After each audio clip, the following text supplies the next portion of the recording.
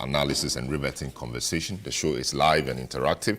You can join us via WhatsApp line 020-444-7033 or 0549-986-996, and we'll be happy to read your comments to the rest of the world. There are two key issues we are looking at this morning. The first one has to do with our education. The recent WASSCE results have not been the best. They have been the worst in quite some time now. A number of issues have been raised, politics, policy, whatever. There are issues about poor invigilation. There are issues about strict invigilation. And there are issues generally about complicity of some of the schools in making the kids or the students cheat.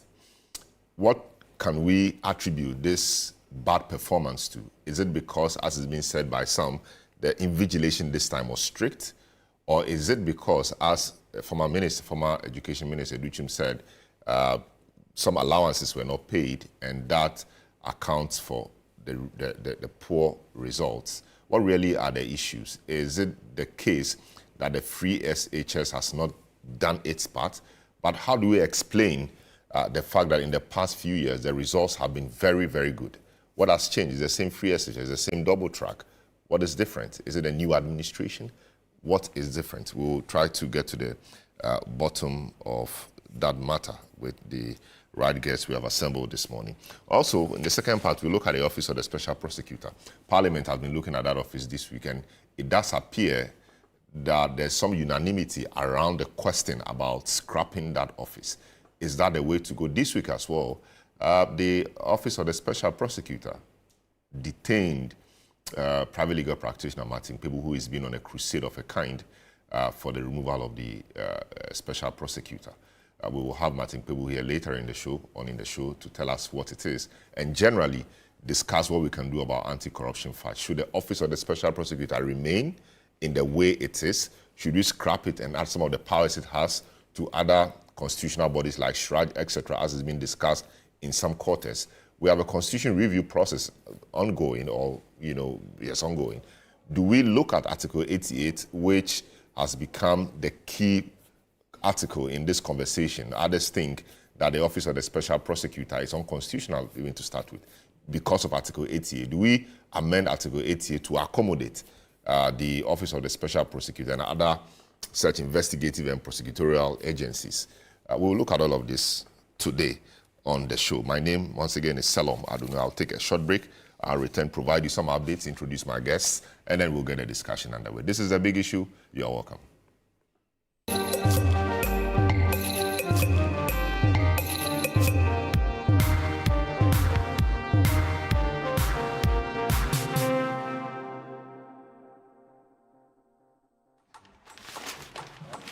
This is AFCON, my friend.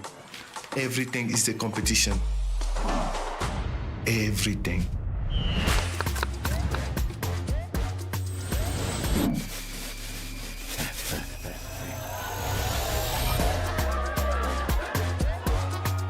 Join our family for AFCON Morocco 2025 from 21 December to 18 January. Available on DSTV and GoTV. This Christmas Eve, skip the ordinary and step into the extraordinary. Welcome to the Situation All White Party 2025, where the music never stops, the energy never drops, and the fun never ends. Celebrating grand style with great music, irresistible food, and an atmosphere that screams good vibes only. Date 24th December 2025. Venue Good Park near the Accra Mall. Time 8 p.m. till late. Dress code, it's an all-white affair. Get ready for electrifying live performances from Kofi Kinata, Kwabua, Perez Music,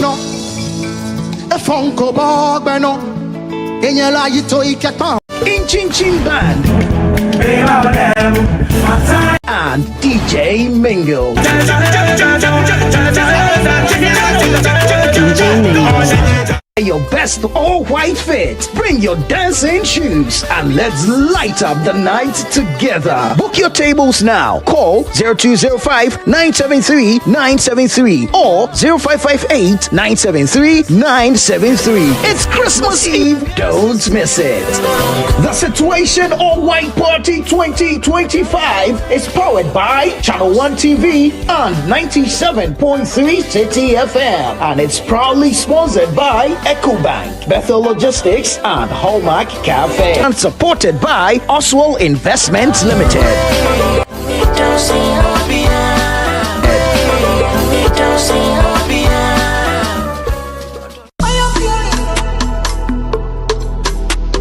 Experience the unifying power of music and style as 1957 event and the Black Star Experience presents Rhythms on the Runway at 15. The Black Star Edition, the Christian Borg Castle, Osu, will come alive on Saturday the 6th of December at 6 p.m. with the best of fashion from across Africa with performances by the Artist of the Year, King Promise, Sony Badu, Afia, Kwabena, Jackie, Nasi, EL, Maya Blue, Ohinipakisi, and Kwao Kesi, with host Sika Osei and AJ Sapon. Step out in a hint of black or kente as we celebrate our own. This year's honorees include Idris Elba, Afia, Nora Bannerman, and Stephen Appiah. Circle 6 December on your calendar. Rhythms on the Runway is brought to you by I2 Developers, Afrimex Gold, Floake Pharmacy, KGL Group, Ghana Tourism Authority, Lush Hair.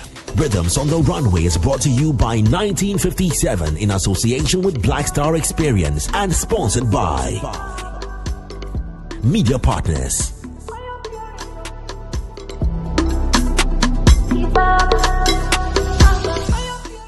Behind every closed door, a secret is waiting to explode. Always been regarded as a useful and a sound party person. So I gather there's a fair chance of me making the office, provided we don't get into trouble. So don't start any trouble with the police. Detective Calls, an intriguing stage play brought to life on television, where every clue matters and every character is a potential suspect. About 2 hours ago, a young woman died at the police hospital. This will take only the service of a fierce and yielding and sharp as steel detective to uncover the truth behind this web of lies and betrayal. And so, you used the power you had as the daughter of a good customer and also that of a powerful, politically connected man in the town to punish the girl. Why didn't you come to me when you realized you were in such a mess? Because you are not the kind of father a chap could come to when you're in trouble, that's why. Hey, don't talk to me like that. Grow from Image Bureau Productions. Detective Calls coming soon on Channel 1 TV.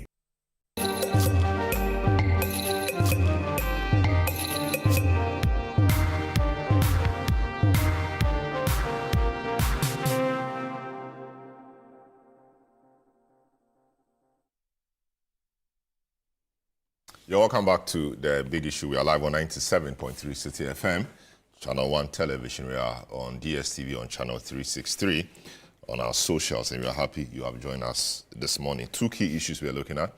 The WASI results, the West African Senior High Certificate Examination. The results have been very bad, one of the worst in previous years.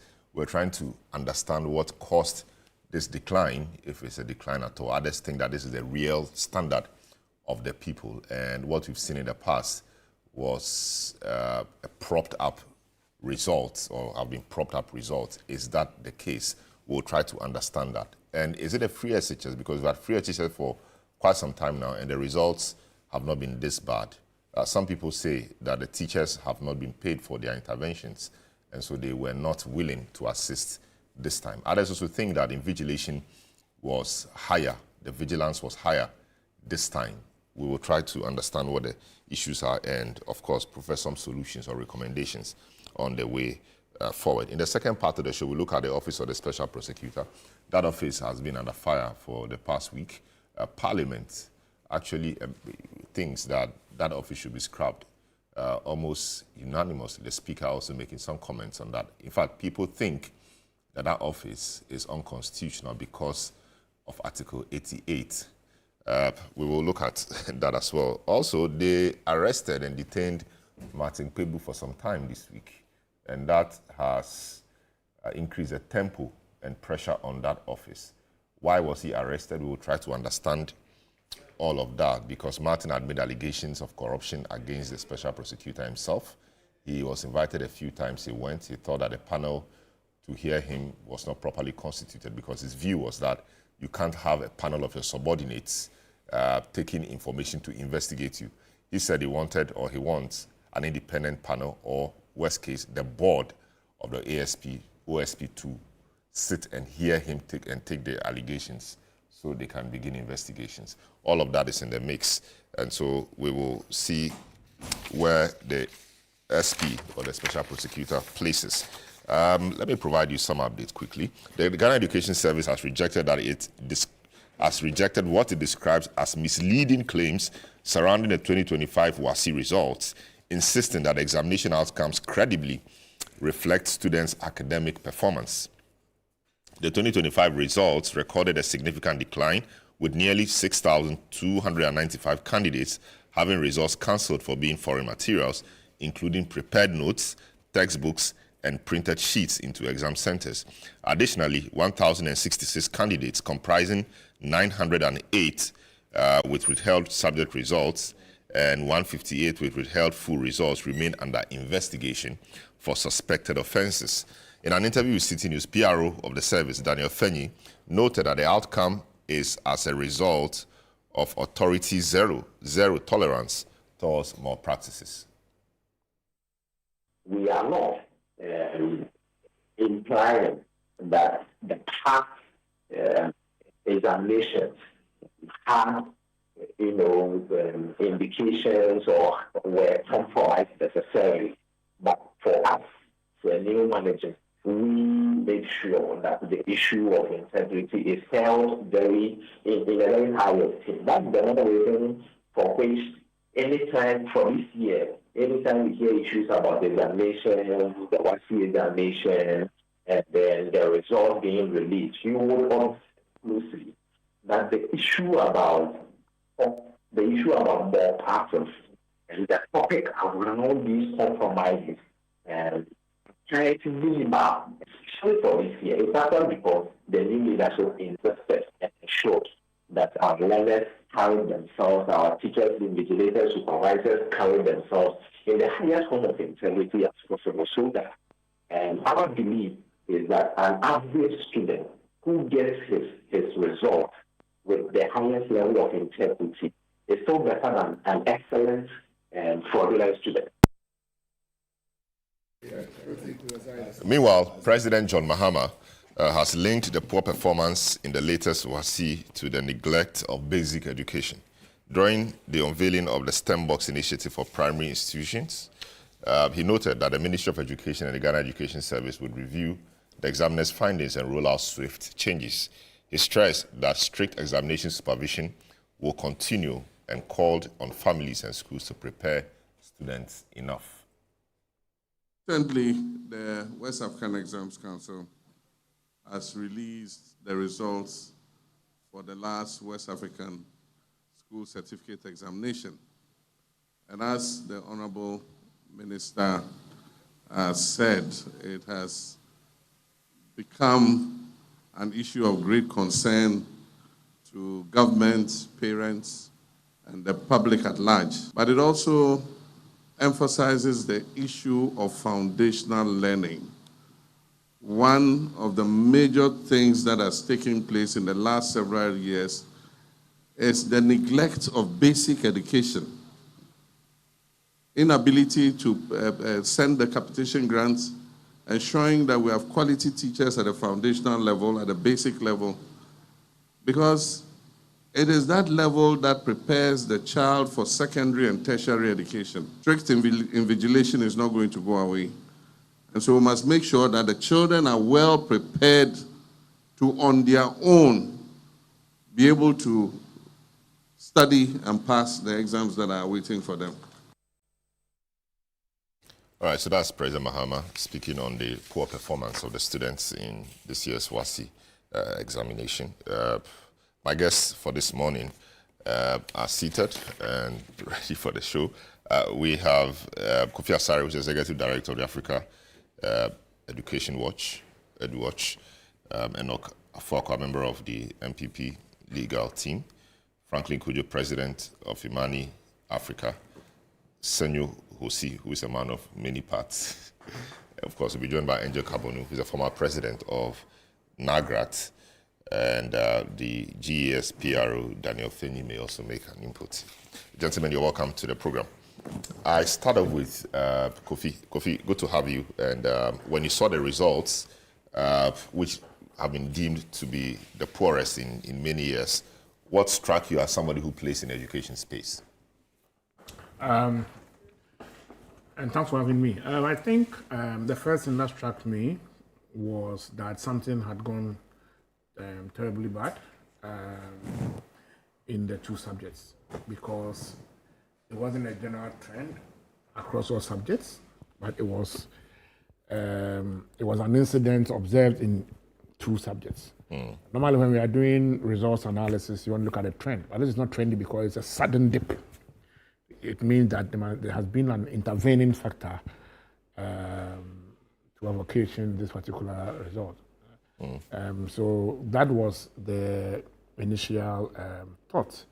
Of course, as an outsider from the school environment, I don't teach, I don't work in the school.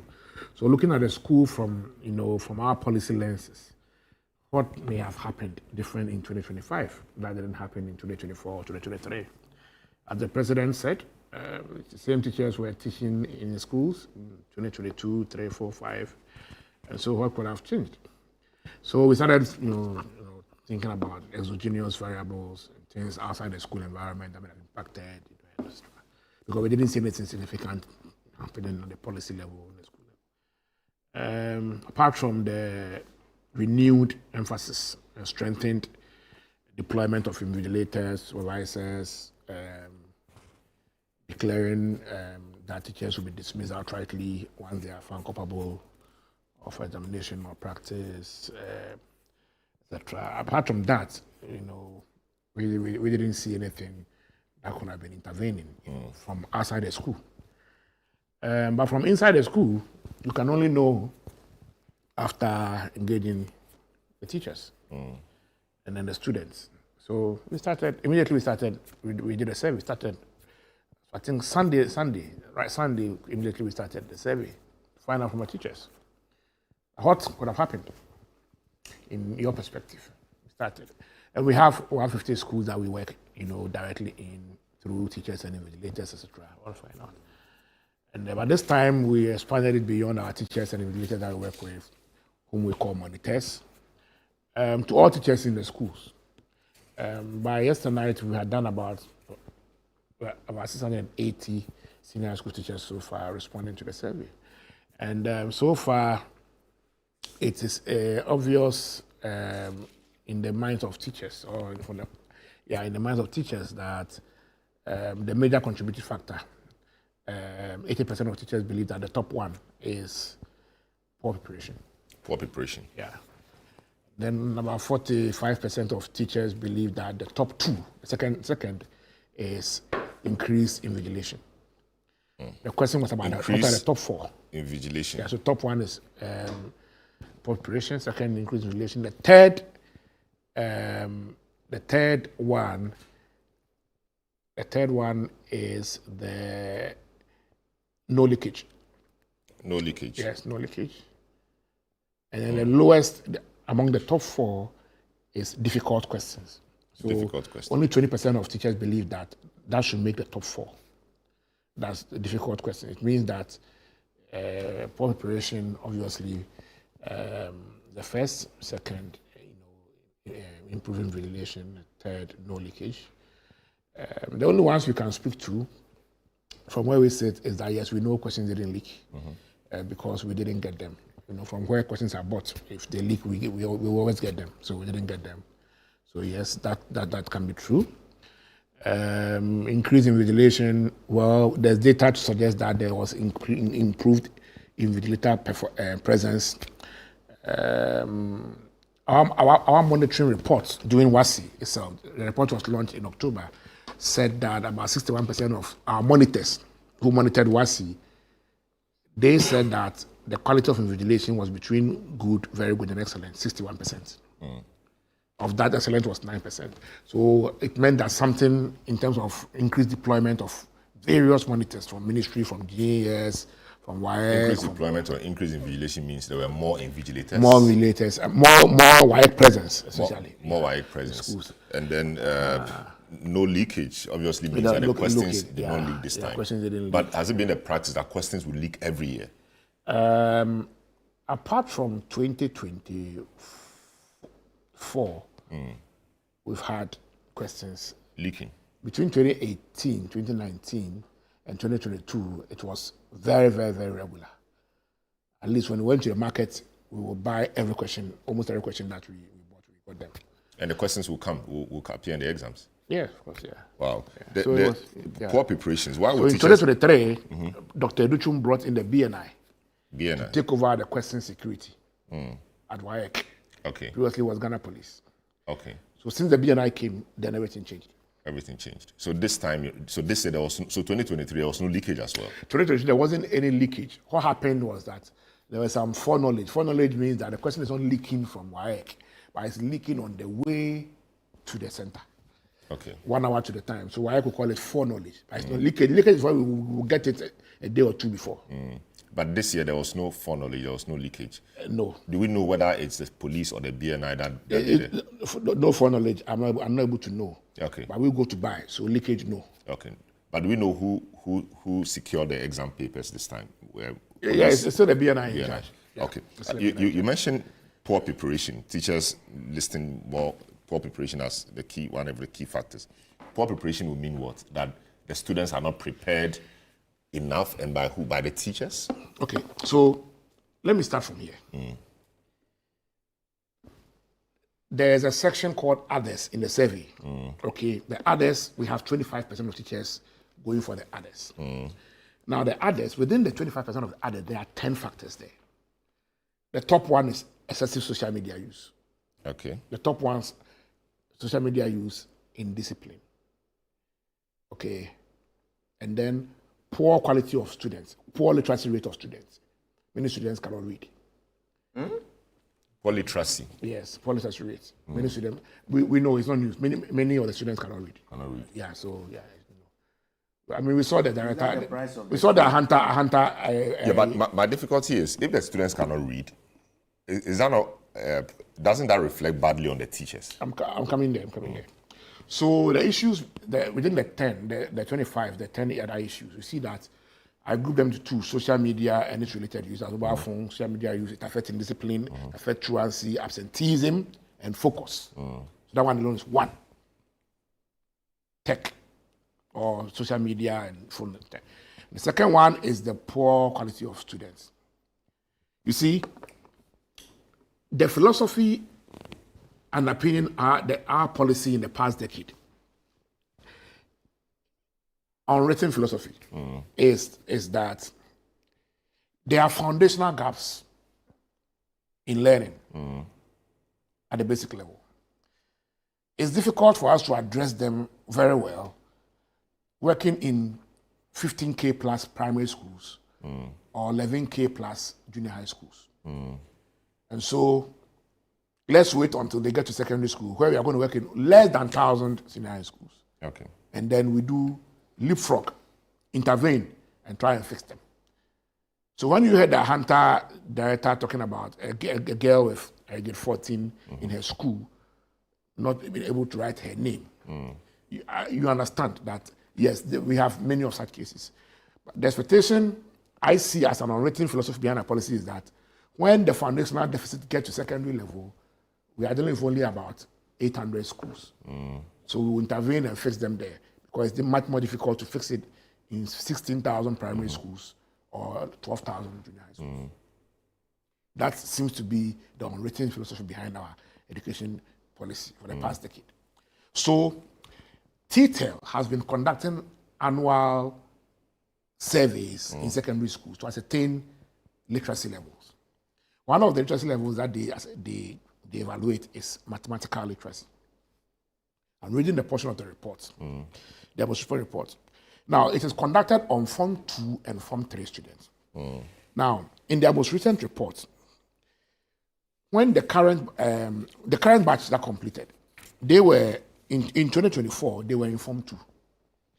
When that research was conducted, their literacy rate, let me put it this way, 48% of them scored 39% or low, which is below proficiency. Let me just explain it literally below proficiency. 48%. The meaning is that when this batch was in Form 2, and the mathematical literacy assessment was conducted, 48% were not proficient in mathematics. They scored 39 or 0, up to 0. Do you understand? So it gives you an idea that many times a lot of the work is done when they enter secondary school because they bring huge foundational learning deficits from basic school to secondary school. So many times again, when if literacy level is that low, it's difficult for the teacher to teach maths because they will teach maths in English. Okay, so this should give you a picture about the kind of work that our senior high schools do. If it's a factory, we will say the factory is being fed with raw materials that have junk, a lot of junk or a lot of scraps in the raw material. So they are doing an extension of basic education there by fixing foundational issues. Which is difficult to do. Before doing the secondary education stuff. So these are all things that will affect the ability of teachers to prepare students adequately at any point in time. Because of this, the quality of interventions that occur in our senior high schools is always important in determining WASSCE performances because of these deficits. So I see, reading through the comments that the opinion of the teachers as they continue to respond, I get to appreciate when teachers are saying that one of the main issues is that the learners cannot read. It is true. It is true. So there are many issues, but these are the issues that the teachers are believing may have occasioned the current one. I see. Let me speak to Franklin quickly. Hello, Franklin Kujo, President of Money Africa. Good morning once again and welcome to the program. Learners cannot read, and that is very difficult to fix. How did we get here? Well, good morning to my good friends and good morning to you. I'm not entirely surprised about this revelation at all. As we've all been seeing and hearing, or probably reading about should I call it the quality of education these days, maybe the confusion is around the usage of social media, and I think Kofi has rightly mentioned that through the survey. Well, social media usage may be responsible, but I suspect strongly, and I have to be careful here though, I suspect that what is actually going on, I think, it's actually has to do with the should I call it not just the contact hour, the way we organize education in this part of our world. I don't understand that, you have just a limited period of time to engage with the tutors.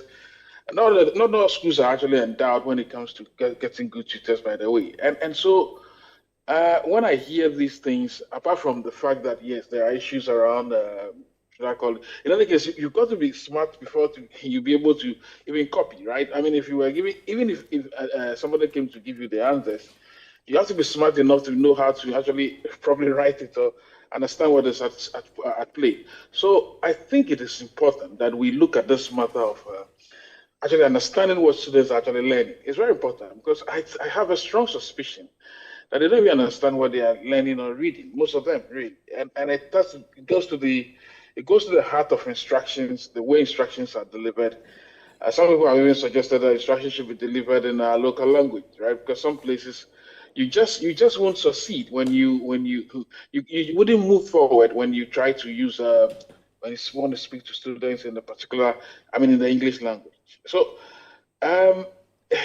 it's not surprising this test ought to be, should I call it test? I think there must be some sort of serious introspection because, look, I think it's either the pedagogy, of course, the curriculum may be, I think the curriculum is fine, right? But I suspect the challenge, and I'm using the word suspicion here because unlike, Kofi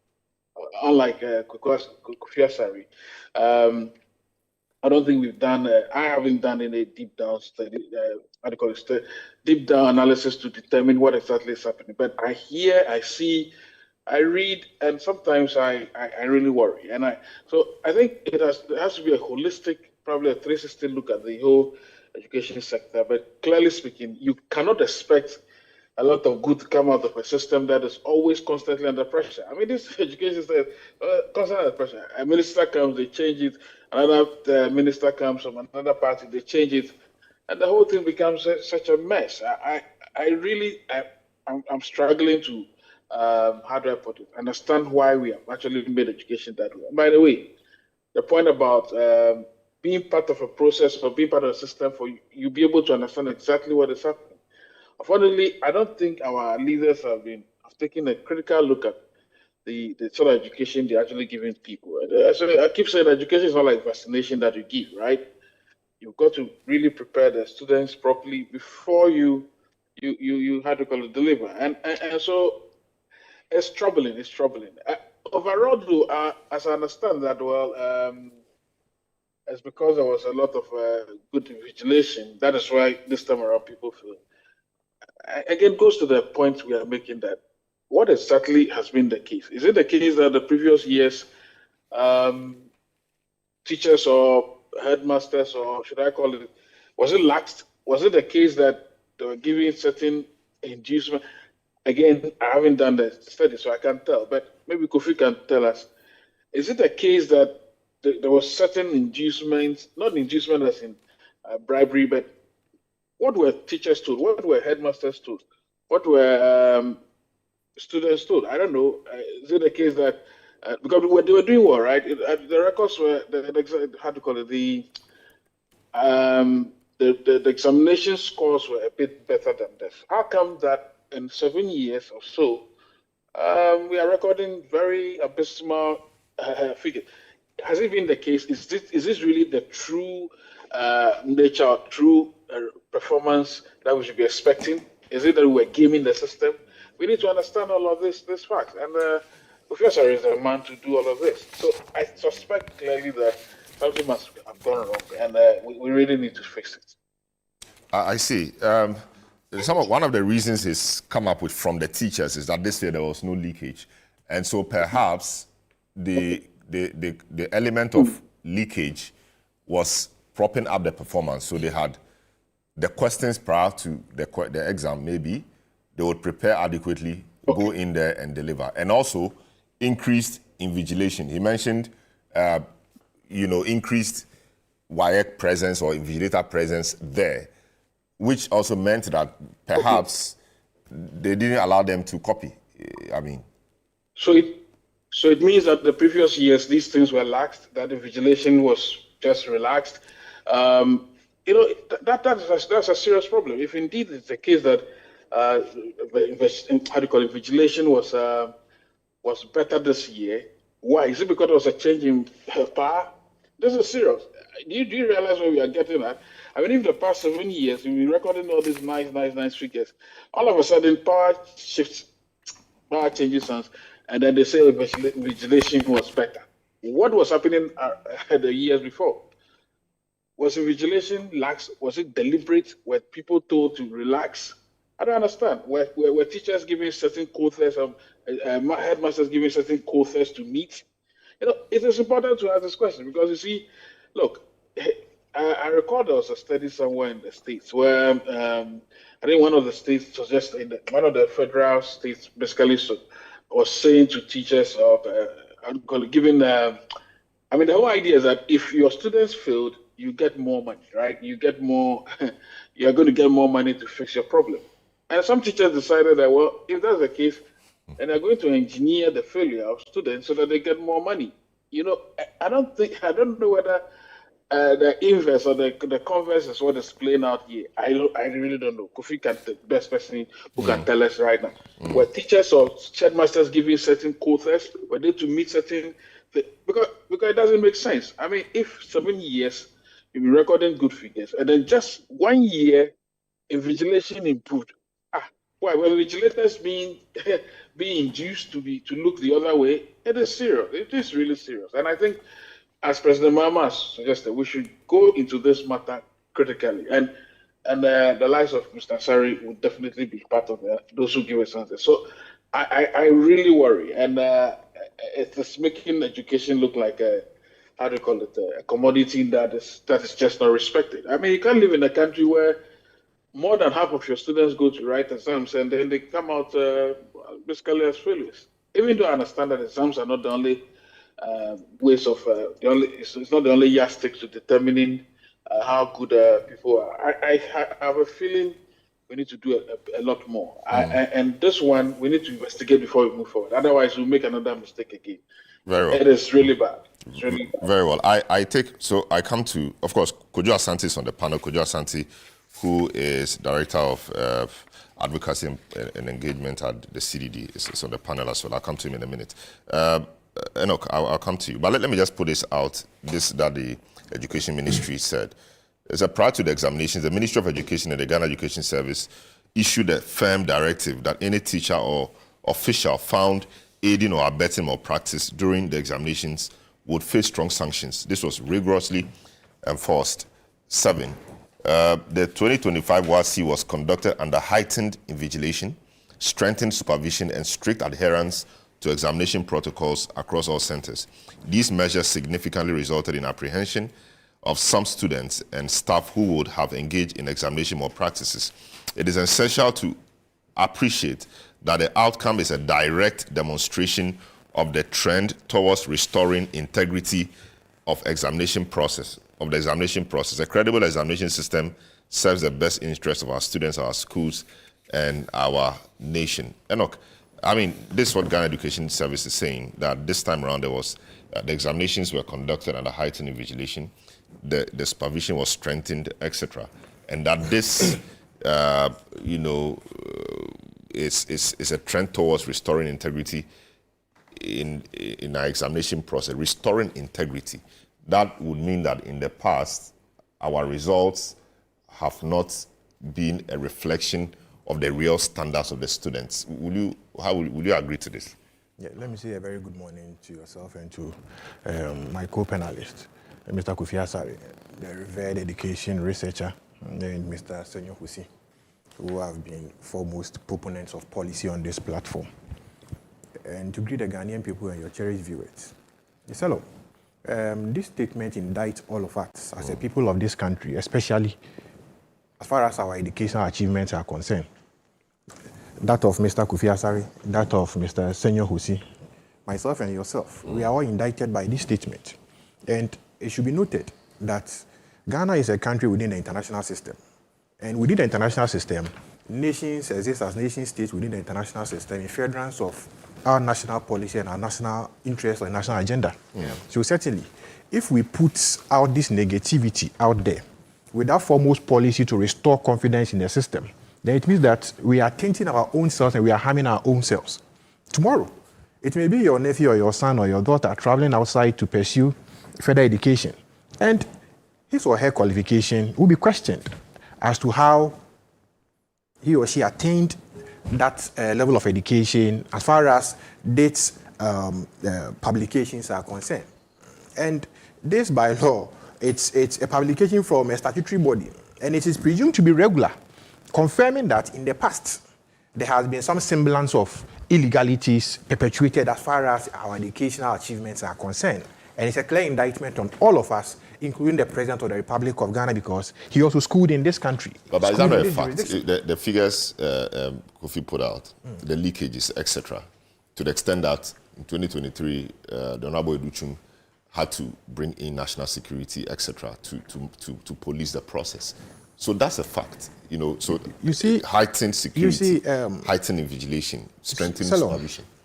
We are in a tech era.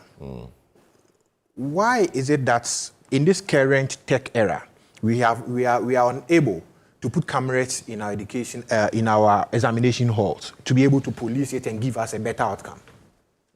Why? In this room where we sit, in this studio where we sit, there are cameras all over watching us. If we doubt any action here, like say, I have, let's say, battered Mr. Senyo Jose, who is seated next by me, and I deny, it will be showed clearly, because cameras or audiovisuals do not lie. Do we have any account to suggest that in the past there were that massive leakages?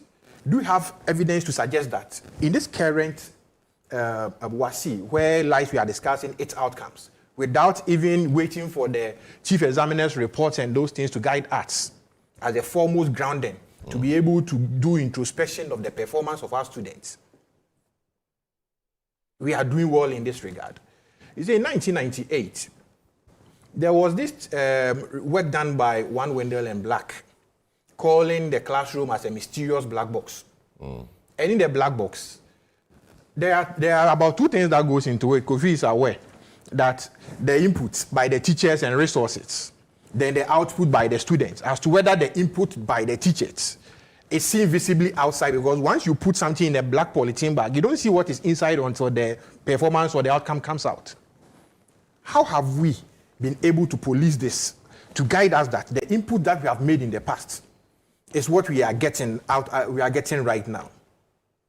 In this tech era, almost all students are on social media. And now, if you are running an examination on social media for students to write in social media English, I believe that they will get A, because the social media English is different from the normal English that we are writing. So, so if students are failing in English and social studies, I believe that the chief examiner's report will tell us the language that they use in writing those papers. You already know. I can confirm that the use of social media jargon is a major factor. Absolutely. It's already established. So it means that we have moved from our traditional lingua franca, that is the English language, to a new system where we are not being examined on that system. And students, because they are glued to the current system, are failing as a result of some of these things. So examination outcomes is a holistic entity that we all need to put our minds to it, set our mind. You see, we have politicized everything, including education in this country. It is not under this dispensation. Since the inception of the Fourth Republic, as we came to meet. And it is still ongoing. 3 years, 2.5 years, 4 years, what years? Every government that comes has a way to discredit our educational system, or a way that he views, that the government views our educational system, and the interventions government wants to introduce into our educational system. We have come to a point that we need an independent educational commission where experts in the field, educationists, will be put in there, devoid of whichever governments are in control of the affairs of this country, to be able to formulate grounding educational policies to be able to strengthen arts. But will you accept it? Government comes, this board or council or commission was established in this regime. Another regime comes, will you work with the results with the findings? Because we don't trust ourselves, Selorm. Yeah, so, but we don't cure that trust. You see, because we don't trust ourselves and we never trust ourselves, that is why we need to improve upon our constitutional underpinnings. Codify that in a clear constitutional blueprint. Not a statutory blueprint, but clear constitutional blueprint. If it suggests that we have to be amended. We have too many things. Yes, because we don't trust ourselves. It is worthy to have so many things in our constitutions to guide us in going forward, to be able to build a formidable country that we all need to build. The American Constitution, have you seen the American Constitution? Very small. Have you seen the United Kingdom Constitution? It's unwritten. They thrive on acts of parliament. And the unwritten letters that has guided their constitutional underpinnings over the years.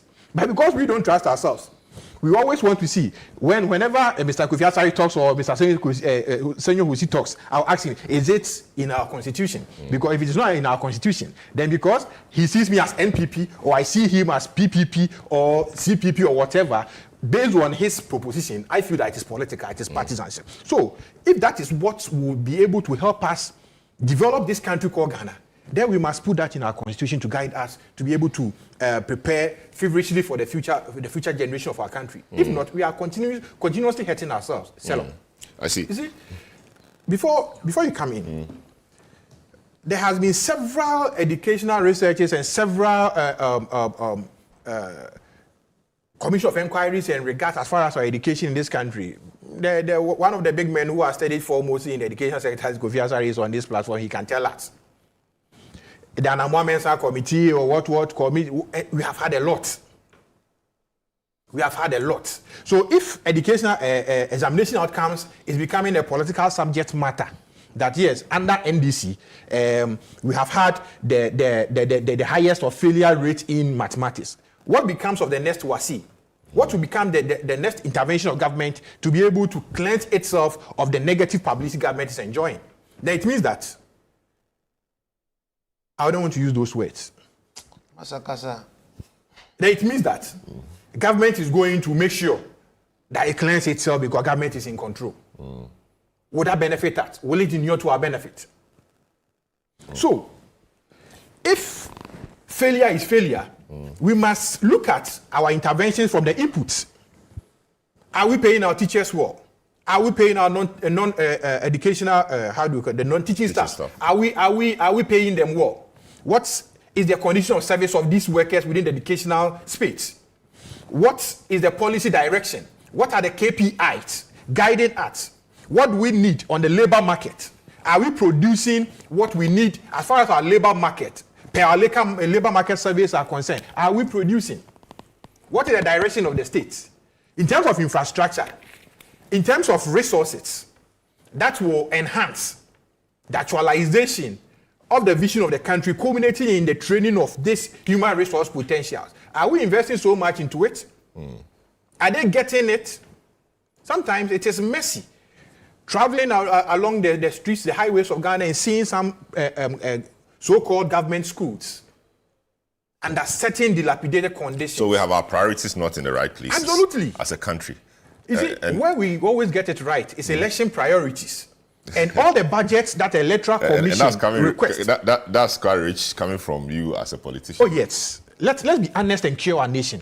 Because if our priority is elections, so if our priority is elections, oh yes, if our priority is elections, and the Electoral Commission requests $1 billion Ghana cedis to run elections, and we give to Electoral Commission, why can't we give same to education? If education requests that we need this X amount of money for these interventions.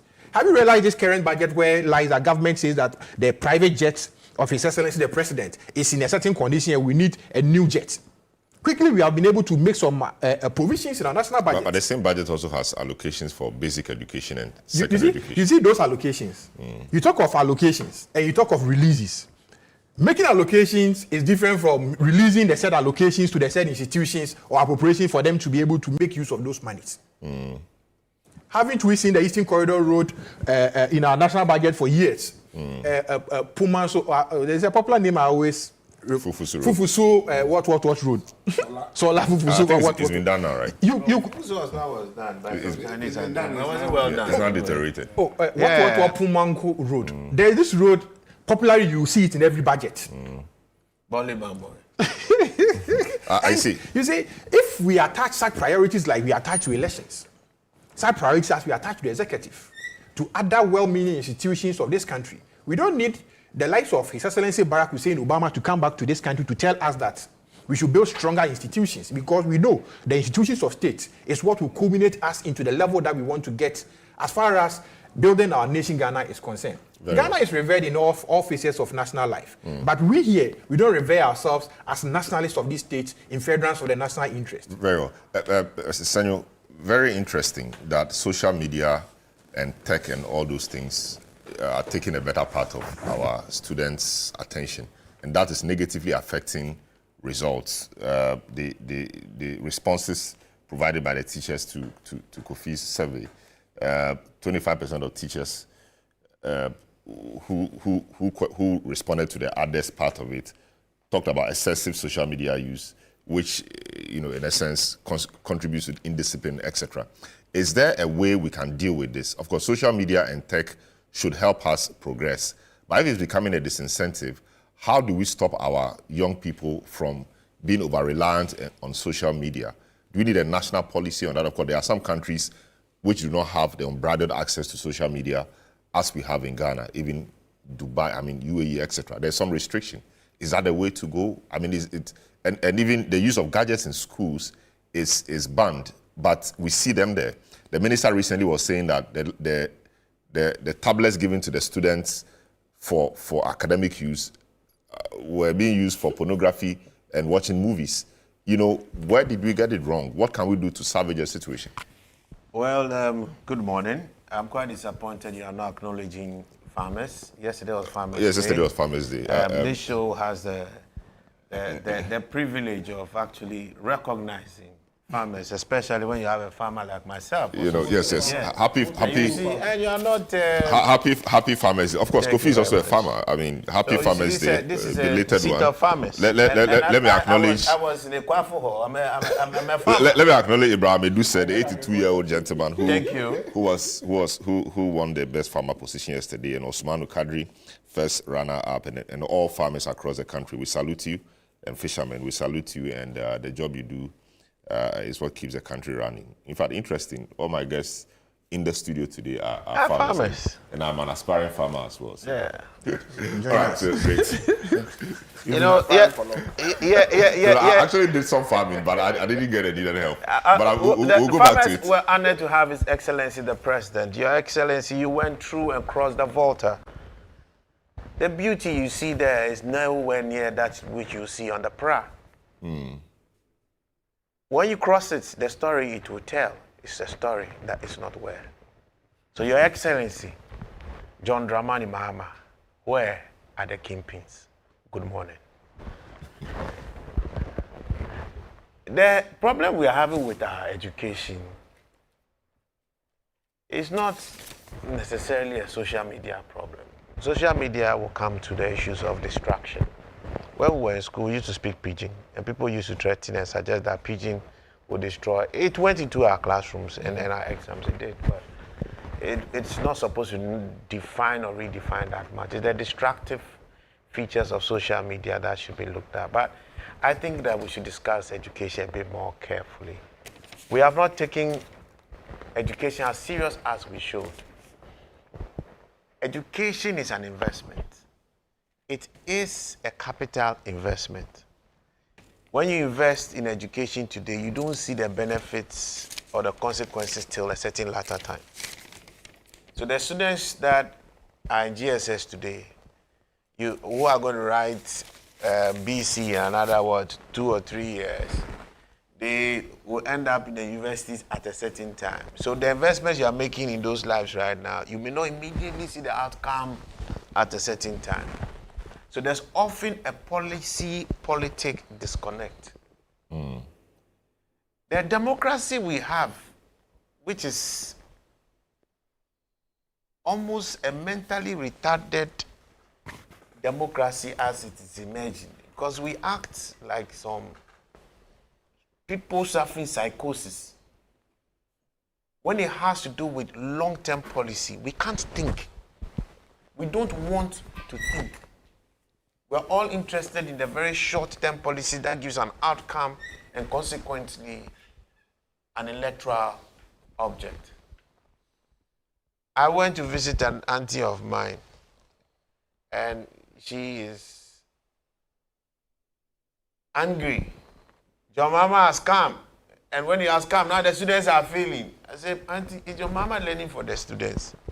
Is he writing the exam for the students? A similar thing would have been said if it was another government, depending on where the person is politically sitting. These are lives. These people, our children, are not statistics. We'll sit here and I can share with you data, my brother will share with you data, but we must remember that these are lives that will shape and drive the trajectory of our future as a nation state, with an object to bring to life the aspirations of us as a whole people, as captured in our constitution. What skill, what investment, what capacity are we equipping them with? It's not a lie. I've went to the University of Ghana and I told them my peace of mind. That's my school, a place I have 3 degrees. And I have to be honest, it's done so much for this country. But policy is not bringing meaning to the future of the children you are seeing on this screen. Today is 3 years. Tomorrow is 4 years. One track, multicolor track, tracking track. Go and show me which of our last few education ministers had their children in these public schools. I don't know. Just think about it. Take all the major cabinet ministers, the top ones. Where do the children go to school? They are going to international schools. They are going to the GISs. And we all take pride in it. I meet them together there when we go for PTA meeting. Nowadays, I'm a very serious father. So you see me, I go. Because my daughter and her mouth, the questions she can ask, I beg you, I better go and have my own peace. And we meet. So I ask myself, if we are all sitting here at GIS, we are sitting at SOS, Roman Ridge, AIS, DPS, SSS, everything IS. Who is really thinking about the people in Temal School where I went to school? Or the Abutiateti SHS? Or Clifford Demete, where I come from? Or Munguru Yoyo? Forget! When we talk about education, we talk about people as if it's statistics. Where is the deliberate policy to make sure our children in the next 10, 15 years will be globally competitive? Because where we are going as a world is no more you fighting or managing this local space. You'll be competing with people globally, even for your own survival. Even teachers, very soon, you will actually have a monogram sitting here and teaching students from Oxford. You have people having meetings without physically being present, but having the experience of physical presence. People will be creating products that will only just be able to consume. Because we don't have the competitiveness to actually match up. Where is the thinking? My heart bleeds. I went to a proper site too. I went to school in Pantine. All right? Yes. The one that was still there. Yeah. You know they don't have a toilet facility. No. They do it in the bush. I went there the last time. It was a beautiful facility. Way back. A tree has grown through the building, the concrete. The teachers sit. The teacher can't sit. It's like when he raises his move, it's like he has touched a student's desk. The crowd. The crowd, look, where we really have a problem with the sanctity of our policy actions. So you take this matter. We've had leakages. Let's take the data from WAEC. Okay, cancellation of subject results, foreign materials. 2004, 4,100. 2025, 2024, 4,100. 2025, 6,295. It tells you we have a moral problem, right? Okay, and where is that coming from? Then we are wondering why we have politicians who are corrupt. We can't be thinking like that. Who is investing in NCC to make sure that the base, that we start shaping right the culture, the morals of our students, there's no investment in it. Nobody should come and fool anybody and tell anybody, Kofi Asari, is there any deliberate, proper investment in trying to even shape the culture, the attitude of our people? You are the one who is the richer. Tell us. You understand? And every year, this is getting worse. Next one, cancellation of entire results. Last year, 483. This year, 653. We are growing negatively. Without subject results, 781 last year. This year, 905. Without entire results, 209. This year, 158, which means that the vigilance has improved. So yes, there is data enough to support what the education minister is saying, and I commend him for the work that he have done. Aruna has done a great job with his team there. All right, you have increased vigilation. It means that the education itself is now being unveiled as less potent and competent. We are not interested in anything but making sure our children get educated. I'm not interested in results. Because when you come and work here, you are sitting here, you don't work, you don't carry your certificate. It is your output. So what is really entering that black box or bulletin bag or something that we are talking about? What is going in there? The culture is wrong. Because people have gone through this. The reason why people keep trying to cheat is because people are proven to be successful at the cheating. Bronga Hafo or Bono or something like that, there's a particular place that is known. So you go and see their data, almost 100%, they're always passing. You understand? So the thing is at core, what really is our policy? How is that policy going to make sure that a child born today, by the time he's 18 years and has entered the university, the government has planned his life as far as education, his culture, his societal responsibility is concerned. When he enters the university, what do you get? Now you put that whole matter aside. There's a bigger problem that is coming. If this is what we are seeing, what do you think is happening in the university? I don't know who is thinking and talking about it. We are hiring. Me, I hire people. I have about 100 people under my belt. I'm praying that I get more productive and maybe get to 1,000 and more. I have to deal with people every day. I'm telling you, the quality of our human resource is extremely low. And it stems from education. It starts from the education, and there's no deliberate policy. He was talking about something, about what's the policy relative to our economic outlook, our social outlook, and how are we allowing education to actually match that.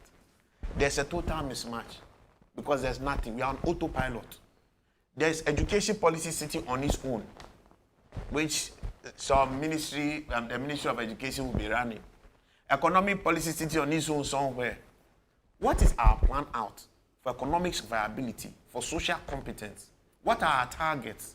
If we have defined them, and we see that the way out for us as a country is going to be anchored on technology, it's going to be anchored on agriculture. For us to really drive this anchor, we estimate that over the next years, every year, this is the number of engineers we will need. This is the number of social scientists we will need in a certain particular field. How are we shaping our education? This is the attitude of people that will make us competitive. This is the level of critical thinking that is required. How are we shaping education now? So that what we forecast in the next 10 years, those who are next, there were those who will now be running our first next 10 years will now be the GSS class 6 or class 5 or so students in school today. What plan do we have for them? We don't have a plan for them.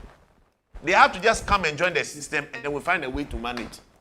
You go into the university. So which particular faculties are being empowered to deliver that outcome we are looking for? There's no planning.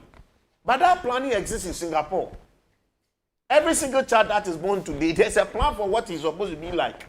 As far as his social skills are concerned, as far as his sense of national duty is concerned, what kind of technical skills he would need to have so that he will be a meaningful Singaporean. What skills do we need to be a meaningful Ghanaian in the next 5 years? I don't know that. Everybody is trying to manage their own thing in their small corner. And I think that there is a need for us to start being deliberate. We need intentionality and coordination and harmonization in our policy making and management. That accord is missing in Ghana. Yenibi. Very well. Wait. That's an No, important point. wait. You haven't finished that last one. The man is asking for an independent nothing. We don't need an independent anything. But I do agree that we must have a national position. What have we been doing with NDPC? We don't need to create a new organization. But conceptually, I'm aligned with this policy proposal. Conceptually. Why don't we have our NDPC become an honest, a real national think tank on social and economic strategy? So when you have to plan education, it stems out of there. Not for somebody who wants to get a vote today and comes to change something like this and like that. Look, the results that I'm coming for the BC, me, I know that plenty of them, I don't believe it. Because if somebody can get you say, well, got 14, I cannot write the name. How did the person 14 himself? You understand? So yes, we need to make sure we harmonize this.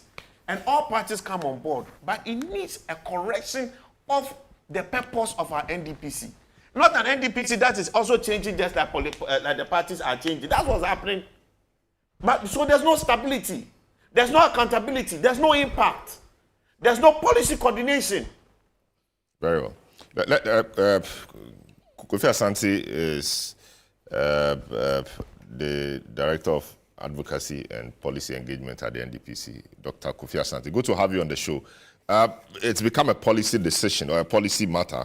And as a policy person, where are we getting it wrong? I mean, where are we getting it wrong? Education, economic policy? Yes. What did I say? Oh, sorry. Kojo Asante. Kojo Pumpuni Asante of the CDD. As a policy person, where are we getting it wrong? Because, I mean, the results we are seeing are not good. And in fact, the products we are churning out are not the best, like Senor is saying. And we've had many other employers say the same. Where are we getting it wrong? How do we correct this into the future? And education is key. Once we correct it there, we will be fine. Good morning. Good morning, Selorm, and good morning to all my friends online and in the studio. I really thanks Senor for putting this into perspective. The bigger perspective.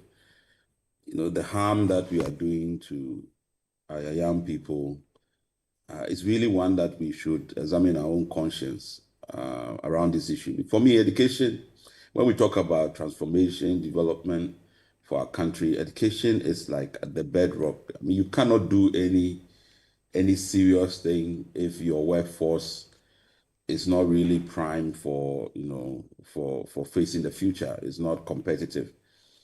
And in all of this discussion, one thing has been clear, and I mean Kofi's research work, we've worked with him through even Corruption Watch. The integrity of elections in the last couple of years is probably one of the biggest challenges that we've had to confront. And if we were integrity of WASI. Sorry, hello. Integrity of WASI, you meant. Yes, integrity of the examination. You said integrity of election, of course. I can understand because you deal with elections a lot here. Integrity of WASI.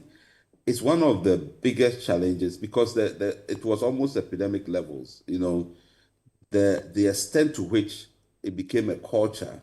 Well, it's now being corrected, or at least WAEC and others and the ministry and other stakeholders have tried to fight it. We need to sustain that fight.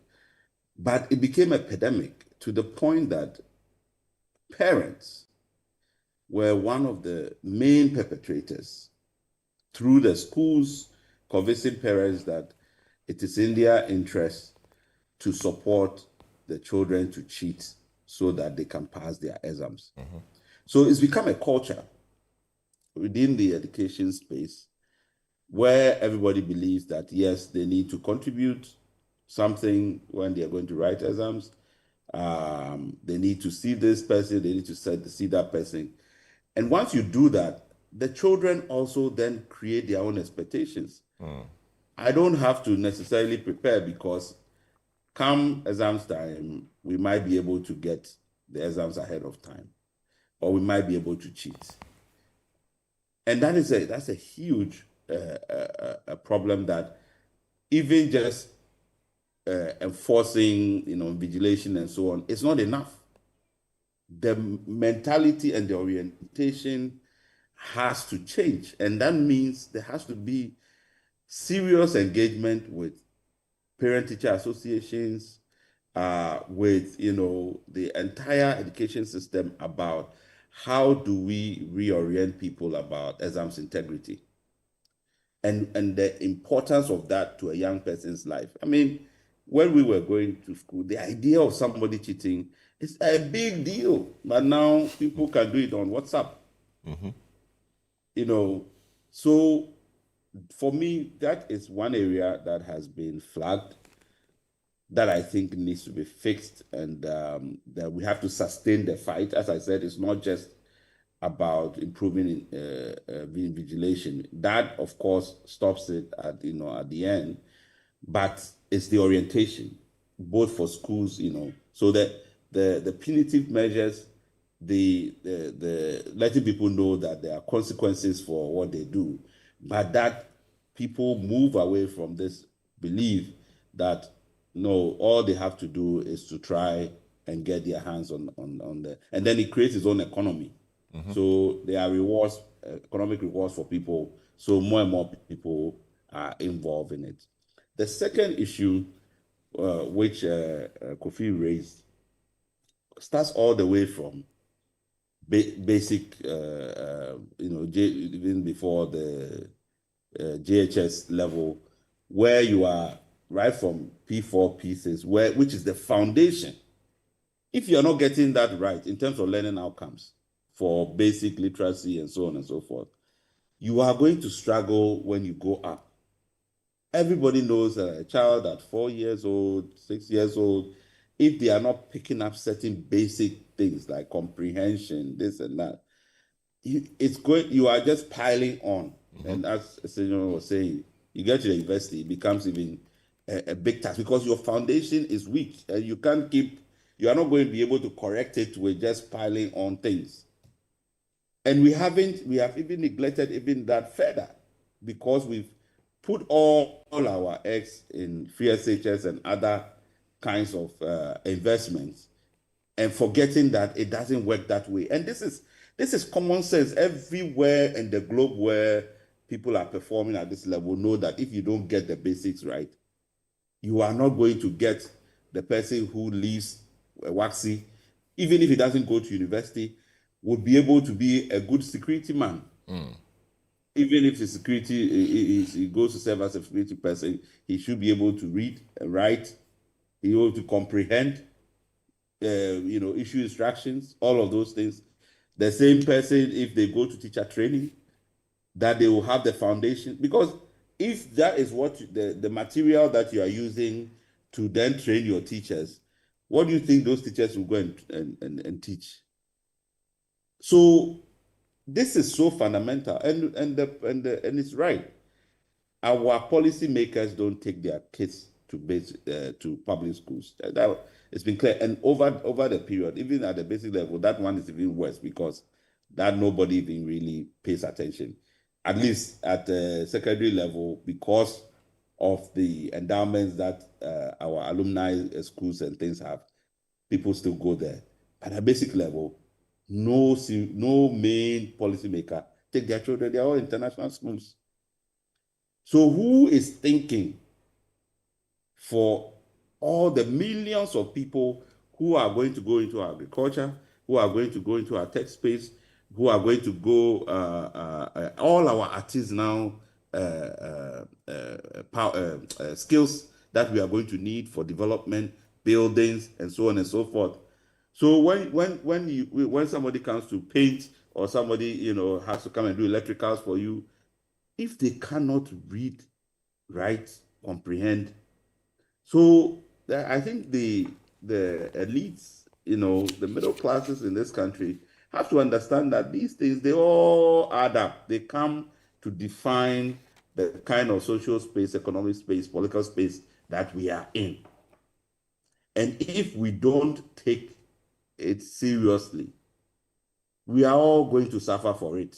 Already we suffer for it, and we try to say we don't understand what it means. But yes, this is where it starts from. So for me, what is missing for me is where the parents are. How are we mobilizing and engaging? Because they are the ones whose children and their futures have been toyed with over, and it doesn't look like when we are doing education policy, they are the center of it. And they are organized enough to ensure that we do the right things. So it's come up again. But as I said, if we reduce our education to WASI results, to school placement, because that's when, there's always a conversation. Where is the conversation about substance, quality education? How does it fit into the transformation agenda? And driven by the people who stand to benefit, the parents, everybody, every Ghanaian who is looking at this, because the way we are going to exist here, if we don't have a good foundation for training people, we are going to have this very haphazard governance and social environment. And then it piles up at some point, the system can't hold anymore. Interesting. Now let's advance the conversation. I'll start with you again. Now, the free SHS, there's been a fixation with performance. So the children have to perform well, so that the argument about contact hours or the argument about the children staying home, more when the other ones are in school, doesn't come up in terms of it's affecting performance. So we do everything to ensure that the students pass or come up with very good grades. So 7 A's, 8 A's. And at some points we hear that students from Ghana were the best in the WAEC region and all of this. And all of a sudden, we are having this bad result. How much of this problem will you say is attributed to the fixation we have put on performance, perhaps as a result of the free SHS? Good policy, but maybe a few things will have to be done.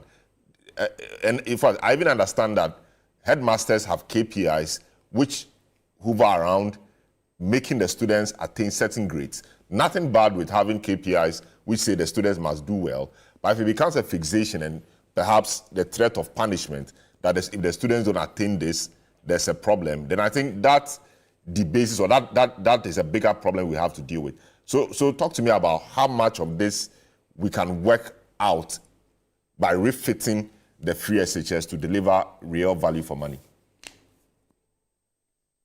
I think so.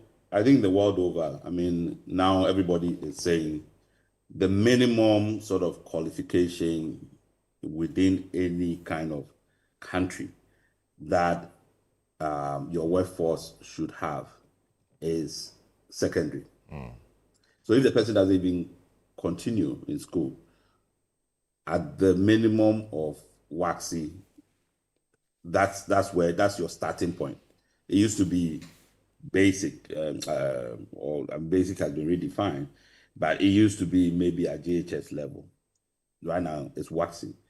But even the WACSI sort of proficiency that you should have, it has to be reimagined, as Senor said. The type of technology disruptions and so on that are happening. If the person does not have digital skills, for instance, to really face the new world, but at the fundamental level, basic things like reasoning, comprehension, application. One of the things that I think the preliminary examiners report mentioned was why people, for example, were failing in maths, was that they could not read the instructions to convert those texts into mathematical equations. Right? And that is how, in the real world, that is how you apply knowledge. Whether or not you are feeding that into ChatGTP. So you cannot do away with that basic, foundation. My little girl who is 9 going on 10, if it's not because of the foundation, that they get even at the age of 4, 5, 6, and try to understand comprehension, converting letters into and having formulas, doing all of these things, which starts very early. when you go up and you get bigger challenging problems, you will not be able to do it. So the obsession at that terminal point that yes, the person has to pass, that's fine. But what's the quality of it? Because as I'm telling you, somebody will come and wire your house and it will burn your house down. And we don't appreciate that. That policeman who has to go through human rights training and understand, concepts and theories about democratic policing and so on and so forth. If he cannot read and write properly, how is he going to be able to apply that knowledge to his job? He would make it up as he goes along. So it is not just about passing WASI by hook or crook, which seems to be the motivation. And I can sympathize with parents, who will do anything just to get their children to get through the next stage. Because one of the things I discovered that in a very, very, very difficult way, that, when you miss out in any of those transition points, it is so difficult in this system to jump back in. Yes, to jump back in. Society basically would exclude you from any kind of meaningful social movement, social mobility.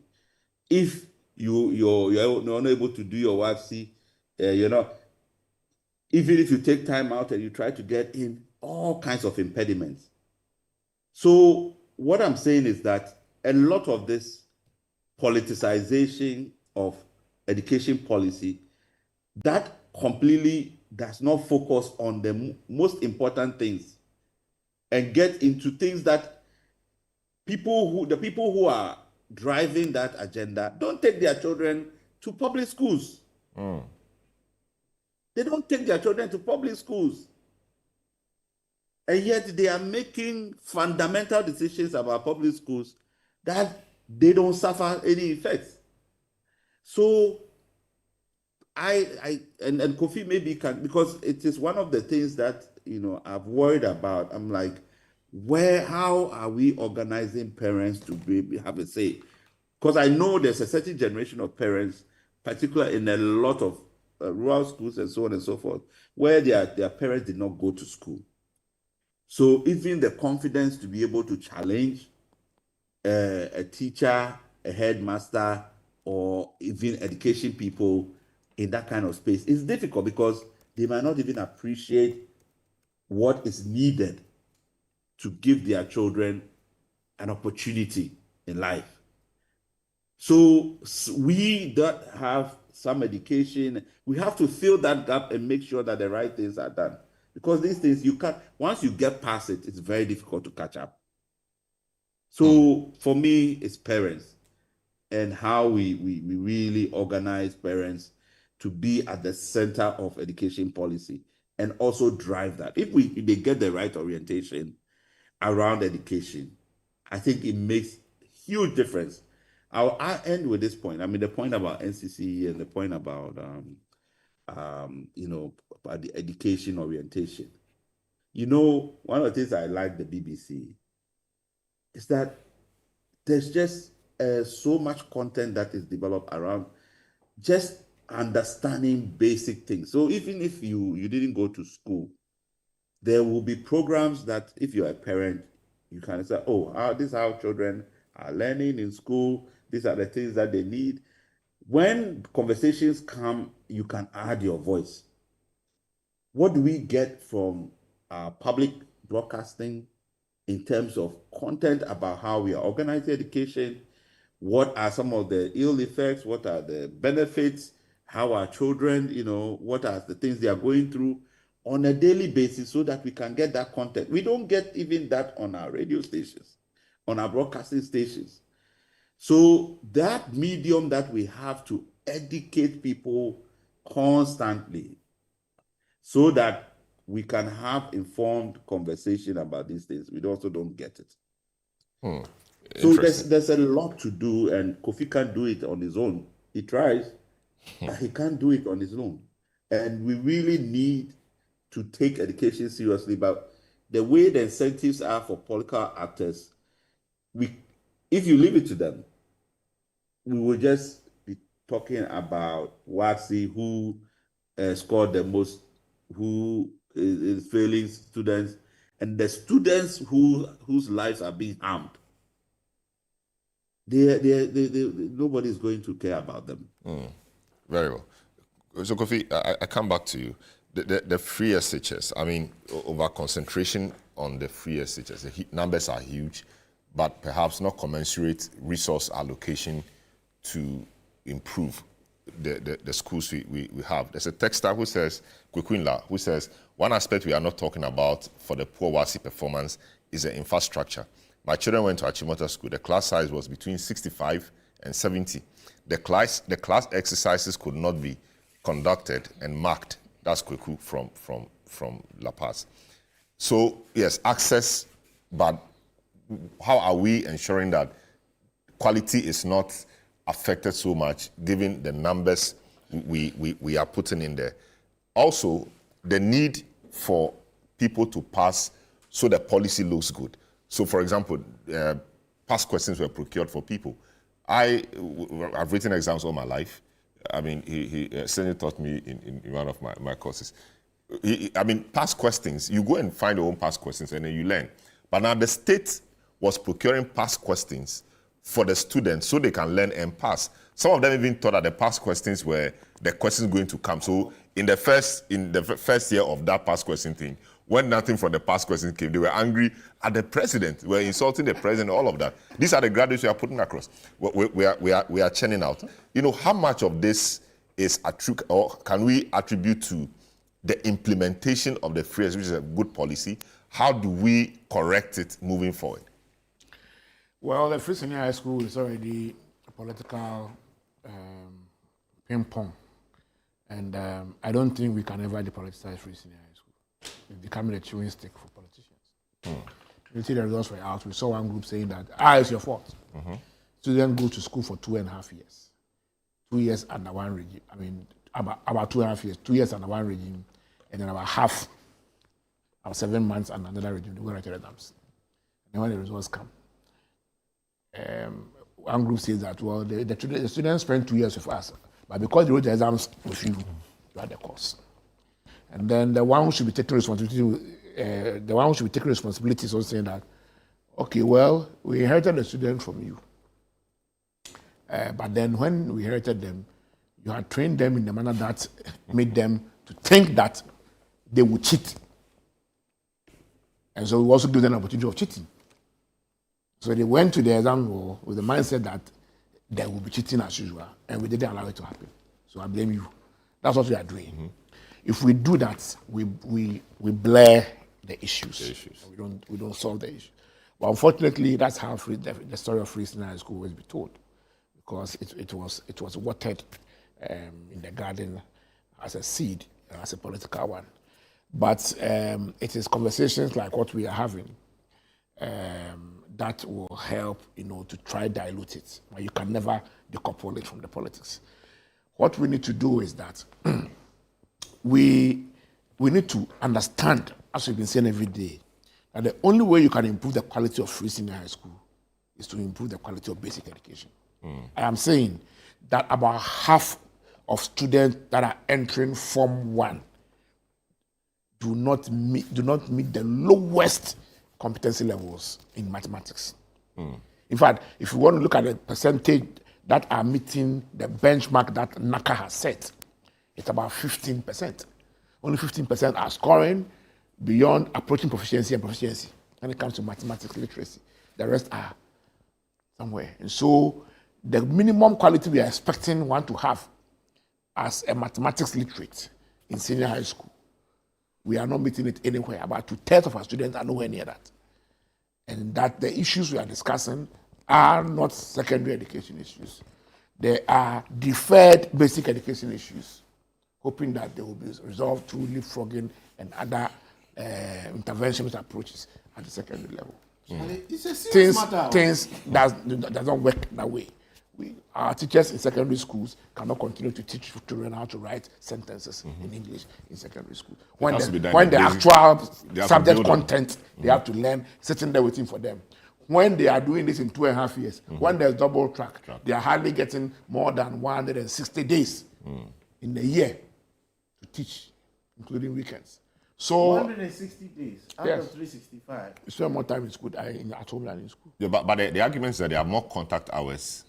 What contacting what? The argument is that they have more contact hours now than they used to have. No, what do you mean? Define that contact hours. So the contact hours, the contact hours as they've made us. I just told you that the teachers are not being paid for the extra work. So yes, they say that in the old system, students had 1,080 hours or contact hours yearly. Now they have 1,134 hours. But the question is, please. No, I even have. Explain to me. I don't have a problem. I don't want you to buy into that. Yes, but because school normally will close at 2 or 3, but now school closes at 5 or 6. So that the students are coming in the classroom and forced to learn for the sake of contact hours. My brother, you said I taught you. I'm a teacher. I was a teacher.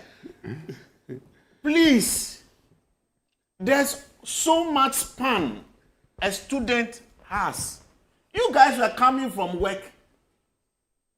By 1 hour 30 minutes, if I'm not making you pull laugh plenty, you are all losing focus. So what are you talking to me about? As soon as I started class, and say he stayed extra 2 hours. The guy's brain has to relax. He has to have a little fun, come back and reconnect. Yeah. Exactly. There's also a decay factor. When people are away from education, we used to all go to school 3 terms. The total amount of time you'll be spending in school, we just spending at home maybe about 3.5 months cumulatively.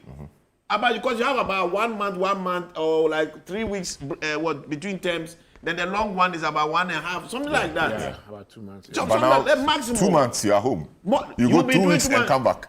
What is the child doing? There were things that we were allowed to do. By the time you resettle back and trying to misbehave, you are going back to school between first term and second term. And then second term and third term. It's the third term to the first term that you have your long back. You understand? It shapes you because there's a lot of stress. By the third term, you'll be academically drained. It gives you a little break.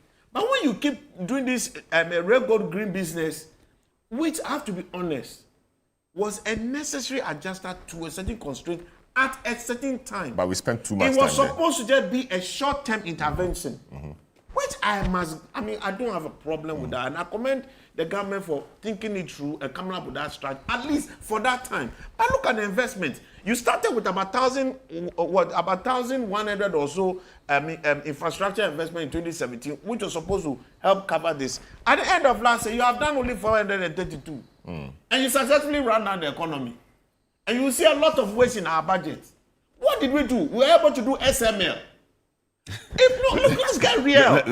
We are not taking education seriously. And these are people's lives. They are not statistics. So the point I was making. If it was education, what future would I have had that today I can sit here? My father is nobody. Very well. But if I mention my father, I can even locate you. You are somebody. We can locate you. That's the good news. And that's what education has done. Go ahead. The point I'm making is that the contact hours issue should never be encouraged. In the sense that you are doing 1 hour more, of extra classes in every day, every teaching day. You are not considering the stress level it puts on the child and the quality of absorption or learning. Within that extra hour. The second is that, listen, in a regular system, you are going to have more days in school. Don't forget that learning doesn't only take place when there's contact. Yes. If you are spending more days in school, it means that you have more time to do supervised prep and supervised preps. That one is not part of the learning contact. Yes. And so you can never compare the two, okay? So the point I was making is that over time, we have assumed that quality deficit at the basic level will now be fixed through leapfrogging approaches at the secondary level. It's not going to work. Those who are entering secondary, only about 15% to 18% are are meeting the minimum, are meeting the standard proficiency in maths recommended by NACA, which means that the work being done at secondary level, only between 15 and 18% of secondary education entrants are manifesting the standard proficiency in mathematics, standard literacy in mathematics recommended by NACA. So at least about 2/3 of our secondary school students are not meeting the standard mathematics literacy. Benchmark of NACA. Do we have comparative data prior to these free SHS? No, this work started, I think, somewhere in 2021. When NACA came every in, year. CTL does it every year. So this batch that wrote there, this batch, in 2024, the proficiency mathematics level, when they were informed to, was 48%. Those who were at the lowest proficiency level was 48%. If you added the lowest proficiency to those who were developing, then you have about 1/3 of them did not meet NACA's standards for mathematics proficiency. About 1/3. So the results we are seeing shouldn't be surprising. If you look at the proficiency, the maths proficiency or maths literacy done in the secondary schools, and you compare the results to the WASI result that comes out in Form 3, and these results are these standard tests are done in Form 2. Okay, in Form 2. If you look at the correlation between the outcomes and WASI, it means that our teachers are doing magic. Because there's quite this in Form 2, and about 2/3 of them do not meet NACA's standards for mathematics literacy. They are getting below 50%. And then they go and write WASI, and close to 70% are passing. But this test, it was done in Form 2. So within 1 year, what magic happens? So our senior high schools are actually magical theaters. Because the input, because what we ship there, you see, we are not able to see the real picture at the basic level, because at the basic level, we use the standardizing system. The standardizing system is a bell curve. Simply says that no matter what, 4% of your students will get 1 in maths, the bell curve. And then no matter what, only 4% will get 9 in maths. You understand? And so you can't get a true picture of mathematical literacy because of the bell, because of the norm reference nature of the standardizing system. But these studies, this mathematical literacy studies, will give you a true picture about the mathematical standards at the point of entry. So if at the point of entry, about 2/3 of you guys do not meet NACA's benchmark for literacy, for numeracy, and you enter secondary school, and you complete, and then almost the 2/3 are all passing maths. It means that our senior schools are doing magic. So what I want to say is that it means that Azan is going on there. Let's know what. So what I want to say is that we must first of all begin to appreciate that the only way to improve the quality of senior high school is to improve the quality of basic education. Basic education. That is foundational learning, mathematics and literacy. The second thing we need to do is that, look, our parents, every day we say the schools, our parents, religious community, media, everybody, we should be involved in a behavior change communication campaign. Listen, our children must understand that as they prepare for the next WASI, they should prepare as independent candidates who will not get any support from anyone in the examination room. As part of their preparation, should not include expected or anticipated support from vigilators, because it will not happen. Now, that orientation should start now. No. Because what we did last year, I mean, for WASI 2025, was that 1 week to the time, the Minister of Education was announcing that you do your best, you can pass. Do your best, you can pass. Don't rely on a poor 4 days to the examination, or on a day. The minister was advising. We all advising. But the reality is that they planned with APO in mind already, because it is woven in the system. So they are not used to this sudden change you are bringing. But if we start now, we have 1 academic year between now and June 2026 for them to prepare independently. So we need behavior change, communication, advocacy. Strong one from today. The third is that, I mentioned 5, the third is that we must intervene in mass. Mass interventions are necessary. Okay, mass interventions are necessary. Teachers who do it must be given motivation. It is extra work. We can't owe teachers for almost 2 years when they've been doing these interventions. And so the GES must motivate them. And I don't want us to talk about money being owed teachers. I'm tired of talking about them. We don't normally talk about money owed teachers because we normally leave those things to the unions. But if you hear they were talking about it, then we are getting very, very, very, agitated. Because why should it be a problem that teachers who taught students in 2024, the whole year, have not been paid extra work, haven't been paid as of now? Why should they even be demanding the money? I mean, how? We hire teachers to do extra work in our homes, and we pay them. The teachers don't agitate before we pay them. So why should this be a battle? So the teacher motivation is very important because you are doing double track. And you have fewer days in school. And so teachers doing extra work is very important. There's something no one is talking about. Chairman, over 200K, close to 240K students will be writing remedial. 240K, 240,000 students. Yes, we'll be writing remedials in March. Wow. You need at least 1,500 Ghana cedis, at least, to register all the 13 you will need, at least 1,500 cedis. There are many. My security man's daughter had F9. She did well in all the subjects. F9 in maths. And he was worried about where he was going to get money to pay, to register her, and then also do the tuition support. By the time you finish registering tuition support, you do about 3K. That's if you're writing in June. If you rush to go write in January, you may rush because you have to wait for the examiner's report and then prepare. If you rush to write the January one, you will rush. Because the examiner's report will be ready end of this month. It's not ready. So our advice parents that there's no need to rush. If you write in March, you still not go to university this academic year. Anyway. Because the universities are opening in February and January. I mean, some have reopened, but the last batch will open in January. So writing in January will not let you go. You all go to school in 2026, September, whether I write in March, or in January or in June.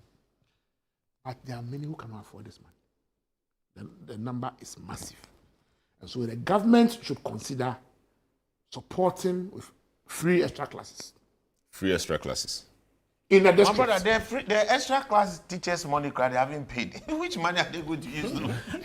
See, I'm not disagreeing. This is very, very important because this is very important because if you have an idea about the poverty analysis of BEC and WASI pass rate, you understand.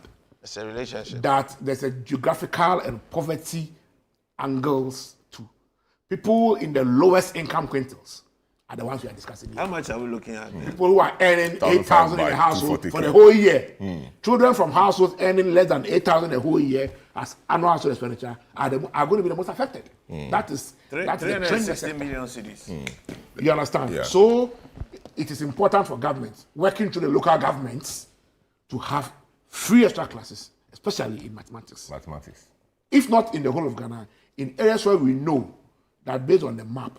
Or the district education directors should be able to liaise with the district chief executives to put something like that together. Government should fund it through the district assemblies and have something like that. So, just a suggestion alongside. So why don't we deploy a lot more, do a quick training for a number of our university students? And rather the national service. Okay. Why don't we, because this is maths. I mean, at a certain level, you should be able to teach some part of it. You can't get math.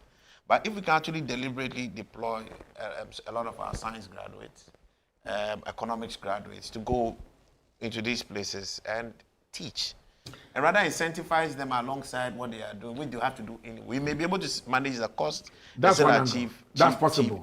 That may be possible. Impact.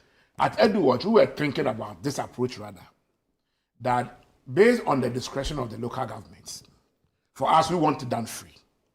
But based on the discretion of the local government and consideration of efficiency, some may wish to use basic school maths and science teachers who are already in the community support. Would they have the expertise to do that? I'm a fresh university graduate who I just come from school who have the expertise. No, because they because have you just- don't you don't they just- need. they are I mean, closer what, to what, that. what qualification? They are you- closer To, they are closer Closer to the secondary school to the education. secondary school education. But Something they the just best left. school starts my child is a No, no, a basic It's a basic about graduate. 10 years experience. Oh, no, then that's a different. basic teacher. He's more But experience. was, He has the pedagogic experience. No, yes, he did set A or like training college, but this is core maths or add maths at the secondary school level. Okay. He's been teaching for 10 So years, but he's he's been teaching likely, basic right? maybe. So Yeah. No. the university graduates, may have done those They things. will have to be not so long supervised by ago. a Yes. trained That's why- teacher. I mean, so- whatever it is, they must be supervised. So just what to be able we to are deploy recommending more. is that let's look at which one works. Which one works? But surely it should be free. Who is better positioned in the district We should do it better at the because community it level defines the principle to of support? teacher education. Uh-huh. You see,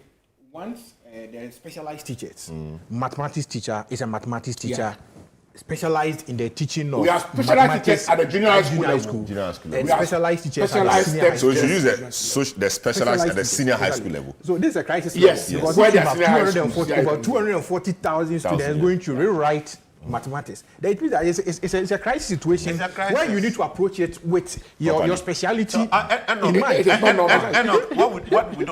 don't have the data of the number of those teachers, and then looking at the ratio that will be spread, and required. then the spread. Yeah, so I mean, so a mix of something can be done. Yeah. You know, the students leaving the mathematically inclined programs in the universities, there are resources that could be supervised to support the trained teachers to do it. But these are young people; they have to be specially trained. But this is going to take an active 6 months. Yeah, so there's also, time so to do there's some time. training. Yes, a lot of things should be done. And But even for the NSS must- students, they are normally giving some training before. Senor, have you realized that having taught mathematics for several years, you adopt some level of mastery in that area? Yes, sure. I agree. So I'm saying that those people So in should. terms But of the if, weakness, if we yeah, don't have, in terms- if we don't have the numbers, you should also remember that you are trying to get somebody out of the basic school infrastructure right now, and then bringing them to come and do some crisis support system. There'll be a trade-off. Yeah. So to minimize that trade-off, you have to make sure there's a certain support. And this But like calls you for rightly proper said, thinking, actually. subject to what the data is, there can be an optimal mix on how And the to make condition sure. in the district. The key thing here is that there should be a policy position to help cure this 240,000 The financial cost lives. may be You know, high. yeah, I'm looking at this thing because of the balance on the cost. We are already going to spend on national service. So if we can get them deployed in a more structured way, we don't need to actually spend directly 360 million CDs. That 360 million CDs is maybe a conversation to also be had about their rewriting. There's a failure that government must accept. Government has failed, not because of NDC or it is government as an institution.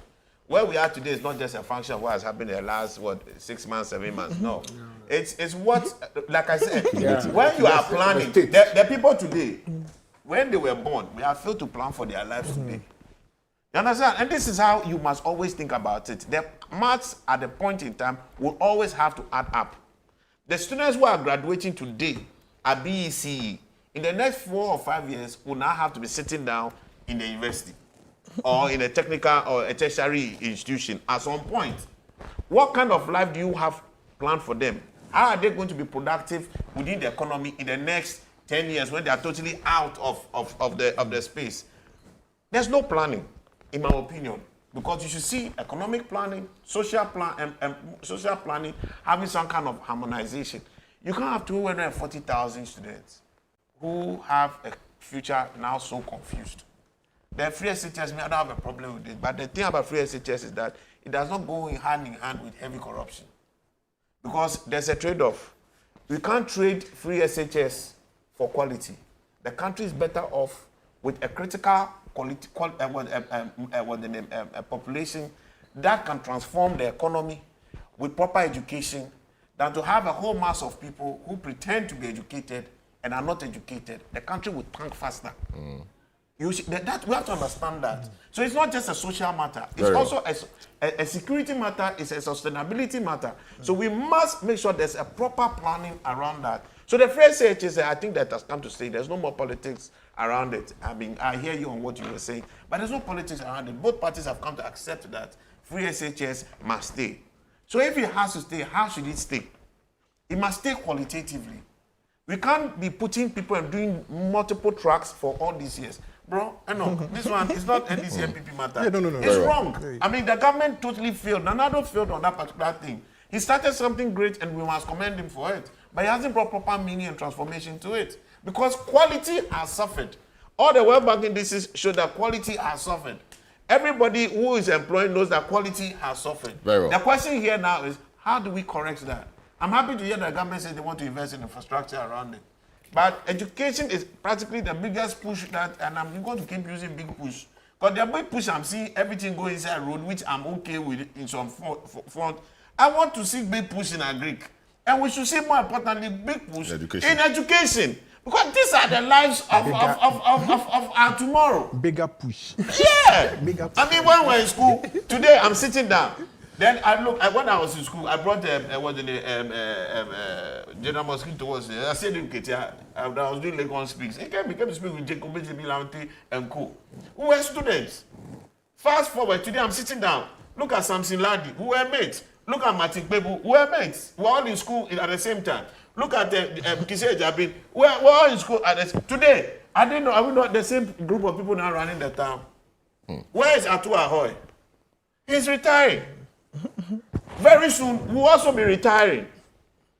Are we preparing the younger generation Are we preparing the people enough? to be more competent and being able to deliver a better Ghana? Very well. Because we are not looking like we are delivering a better Ghana. We are not looking like we have really inherited a better Ghana. Just a quick one. Yeah. When in their research outcome, they should also focus on saying, because that is his field and that is destiny calling. Yeah. You should also look at one of the factors that is causing us this great mess: the ranking of performance in senior high school. As for that one, the ranking before of the WASI, we wrote a memorandum to the minister. But the school shouldn't be ranked. No. And then we told them, It's a bad approach.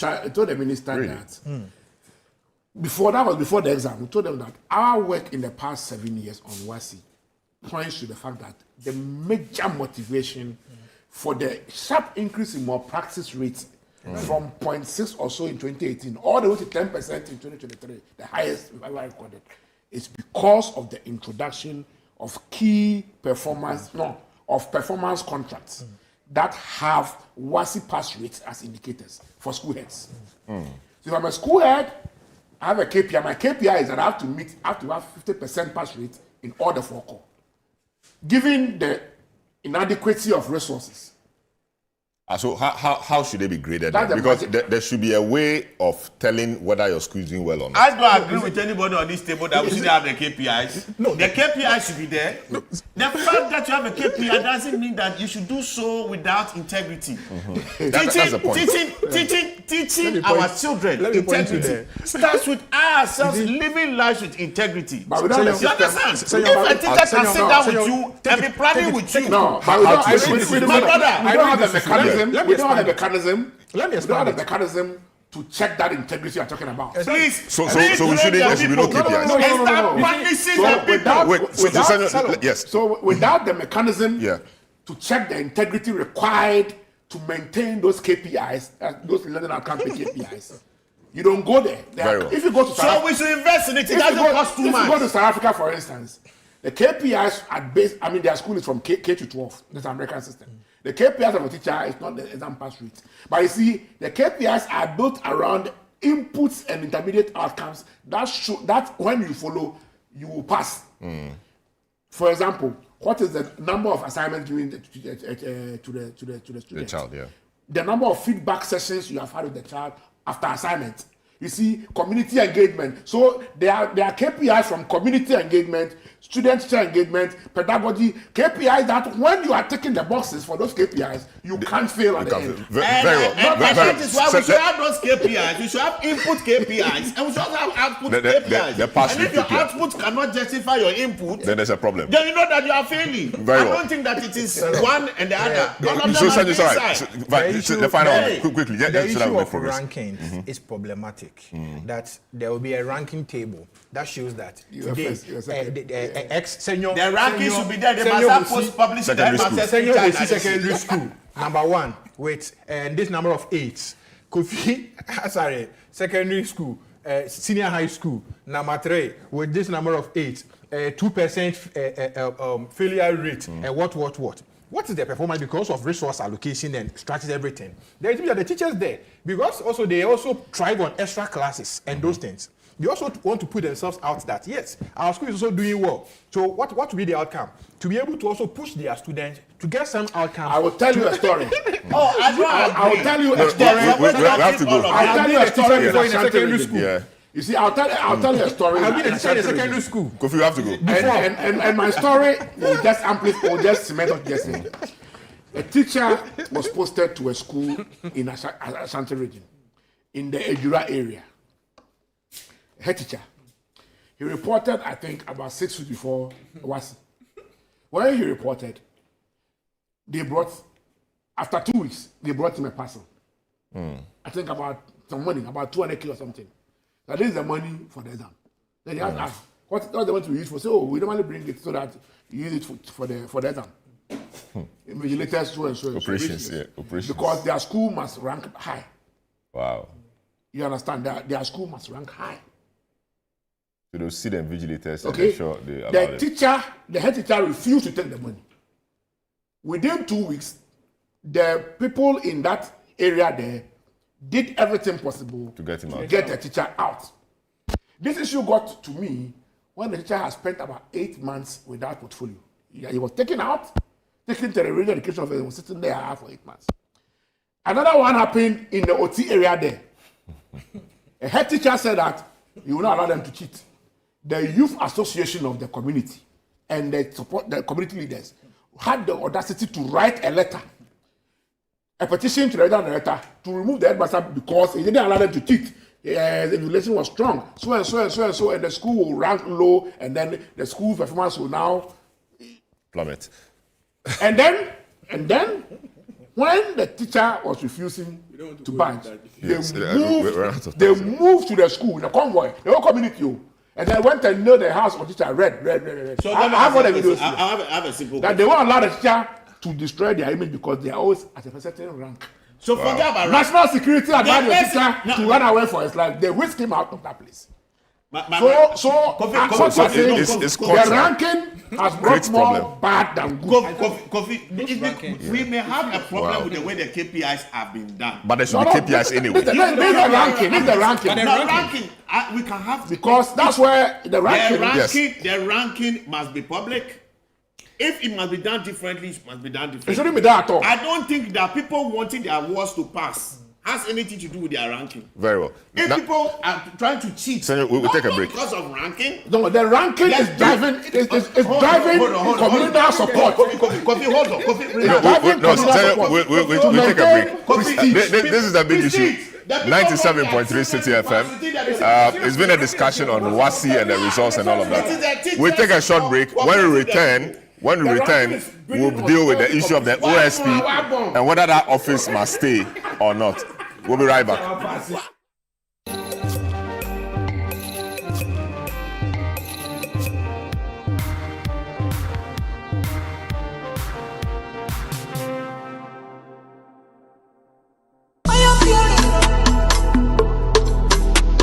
Experience the unifying power of music and style as 1957 event and the Black Star Experience presents Rhythms on the Runway at 15. The Black Star Edition.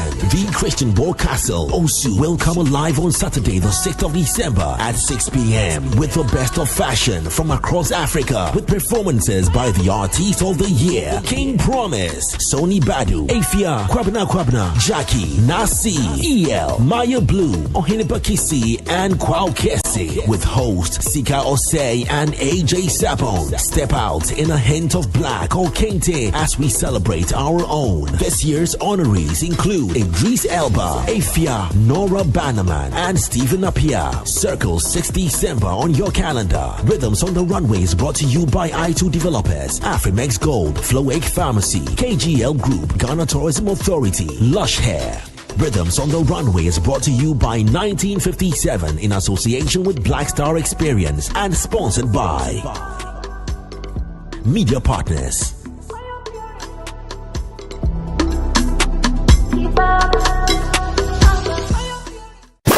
This Christmas Eve, skip the ordinary and step into the extraordinary.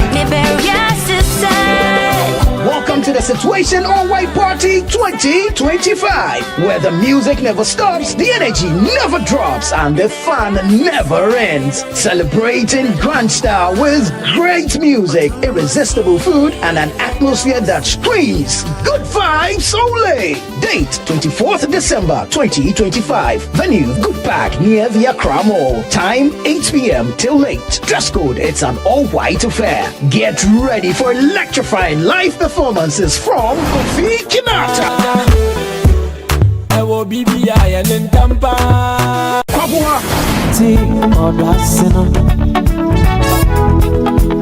Perez Music.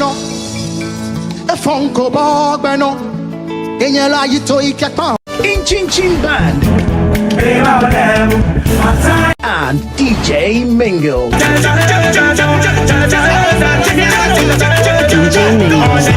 Your best all-white fit. Bring your dancing shoes and let's light up the night together. Book your tables now. Call 0205-973-973 or 0558-973-973. It's Christmas Eve. Don't miss it.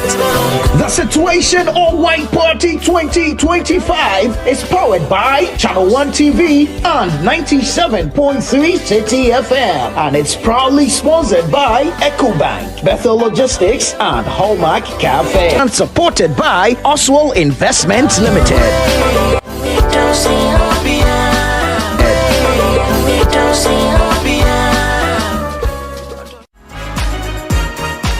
This week on The Upside Down Show, we uncover a story of pain, regret, grace, and revelation. Selorm Adonoo sits with a man who spent more than 2 decades in prison for an offense he did not commit. How did you find yourself in prison? I met a friend who happened to be a police officer. He took us to a place where the car was parked. Right. And then he said, this is the car What car we are. was it? Then it was even a taxi cab also. Okay. He brought a car number plate and he asked me to replace that number plate on the car. Out of panic or whatever, he just disappeared. He was wearing a smock and suddenly the smoke fell down. He shares his unbelievable journey and even brings his special greetings from evangelist Mama Pat. I'm bringing greetings also from our sister, Patricia. She's also doing well now. You saw her? Oh yeah, by the grace of God. The from day the you came out and you saw the sun, when you stood out of Selorm prison, where were you going? What came to mind is that from hell to heaven, darkness to light. One day you win. One day you win. One day you win. One day you win. Make a date with us this Sunday at 7 p.m. on Channel 1 TV for a thought-provoking conversation you won't forget.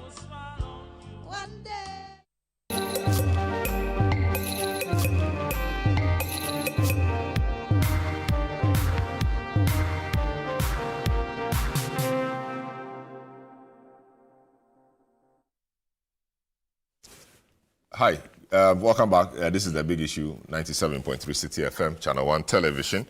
We are on Channel 363 on DSTV and on our YouTube channels as well. We just gone back to the discussion on the WASI and the results and education generally, and what we can do to improve the system, etc.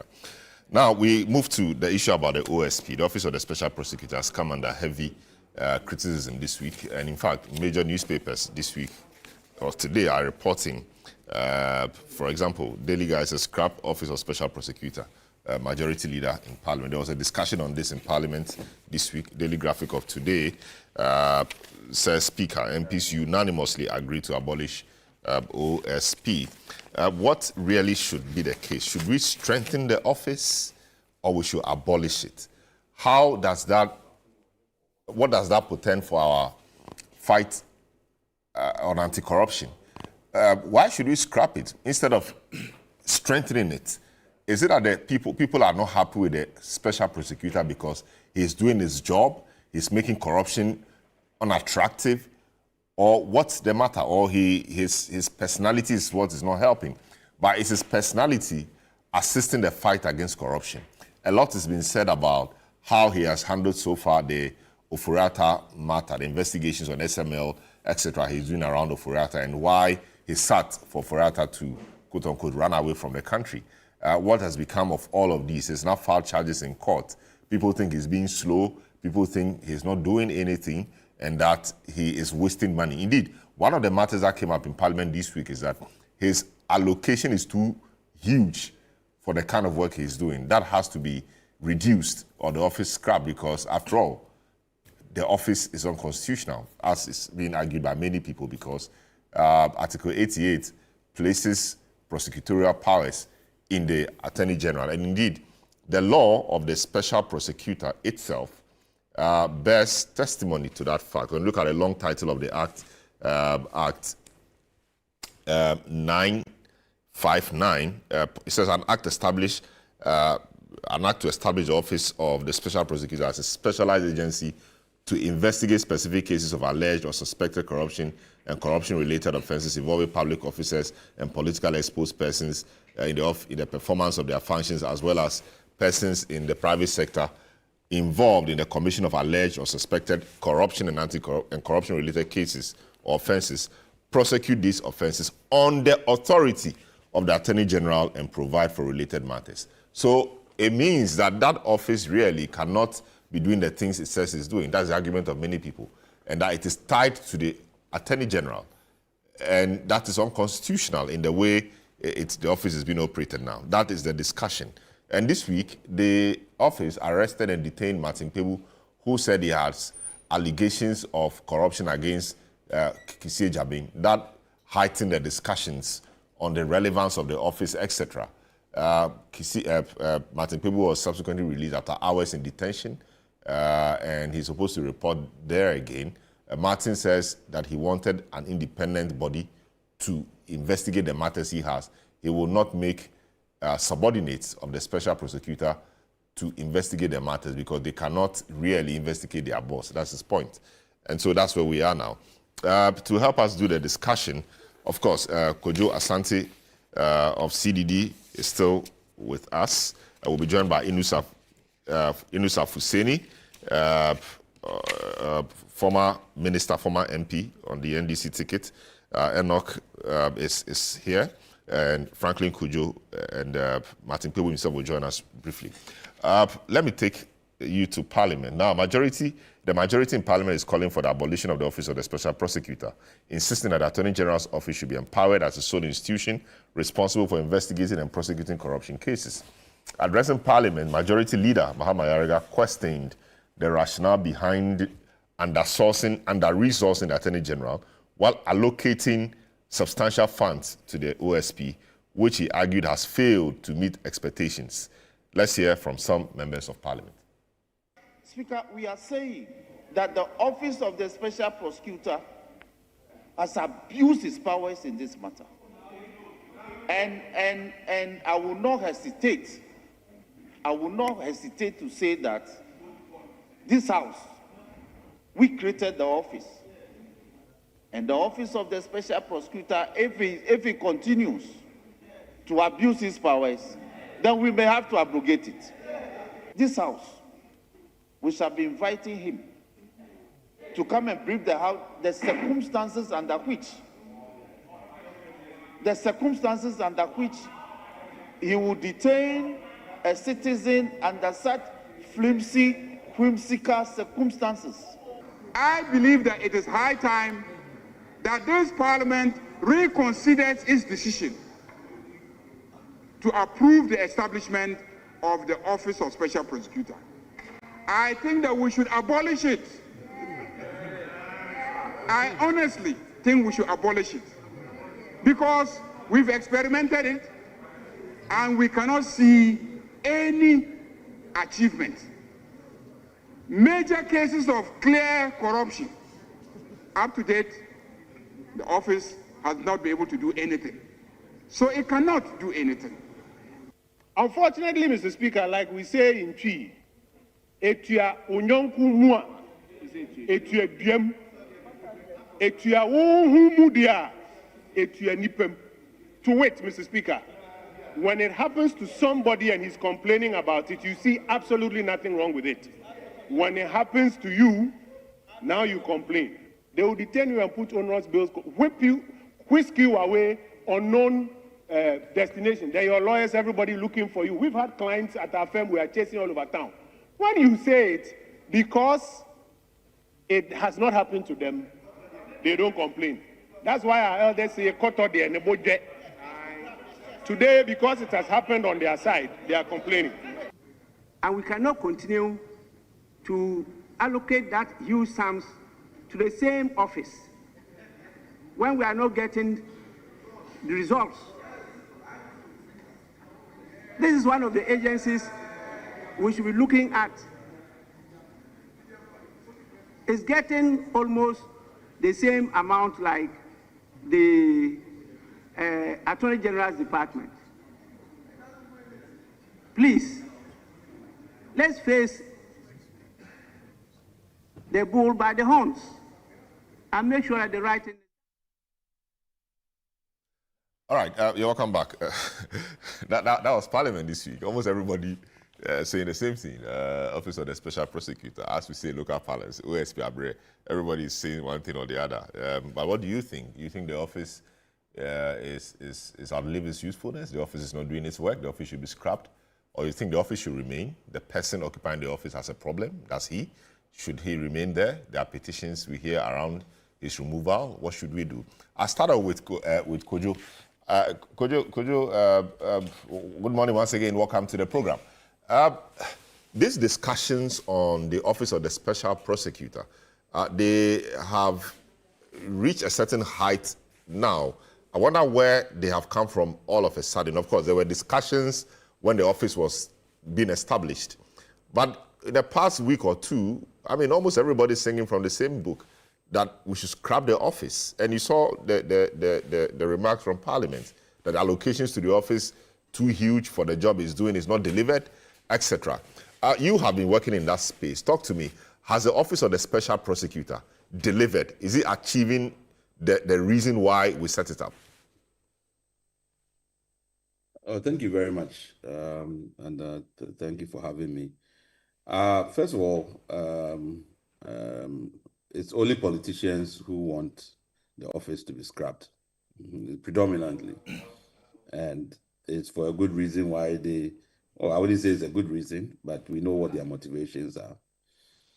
I mean, let me just deal with the constitutionality issue, because it's been banded around over and over and over again. And I don't think the fact that you repeat things that for me are not founded in law means that they are right.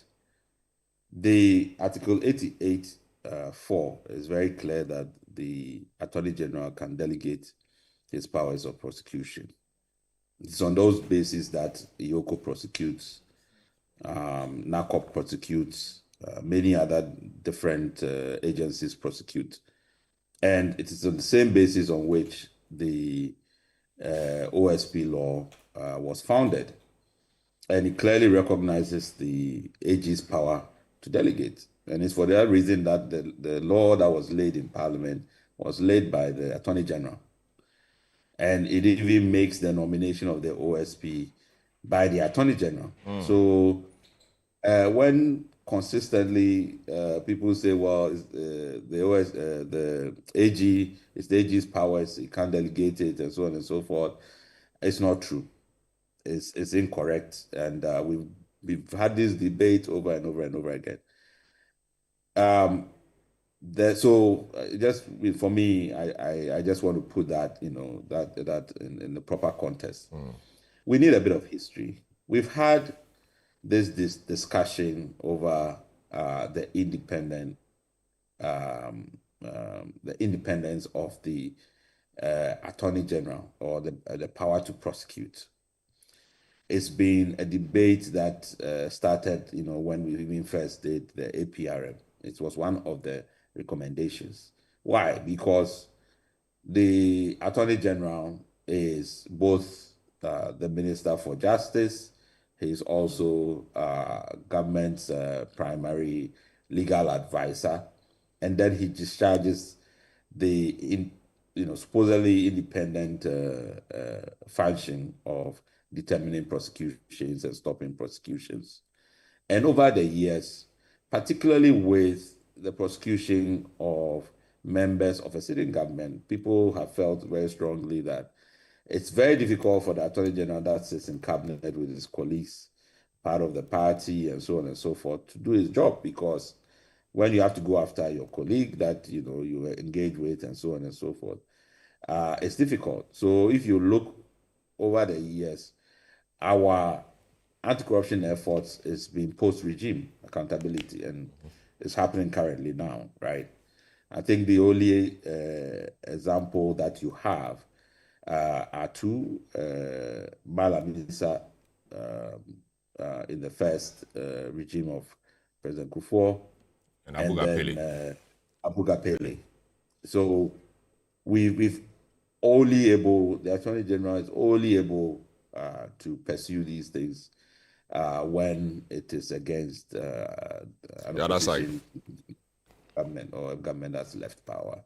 So the call for an independent public prosecutor has been going on for a long time. And in the first National Anti-Corruption Action Plan, which I was part of the drafting committee, that was one of the strategies that was determined. Under NDC, the proposal was to basically convert the DPP role into an independent public prosecutor. And then the MPP thought that no, they thought you needed to create a separate office away from the AG to handle anti-corruption issues.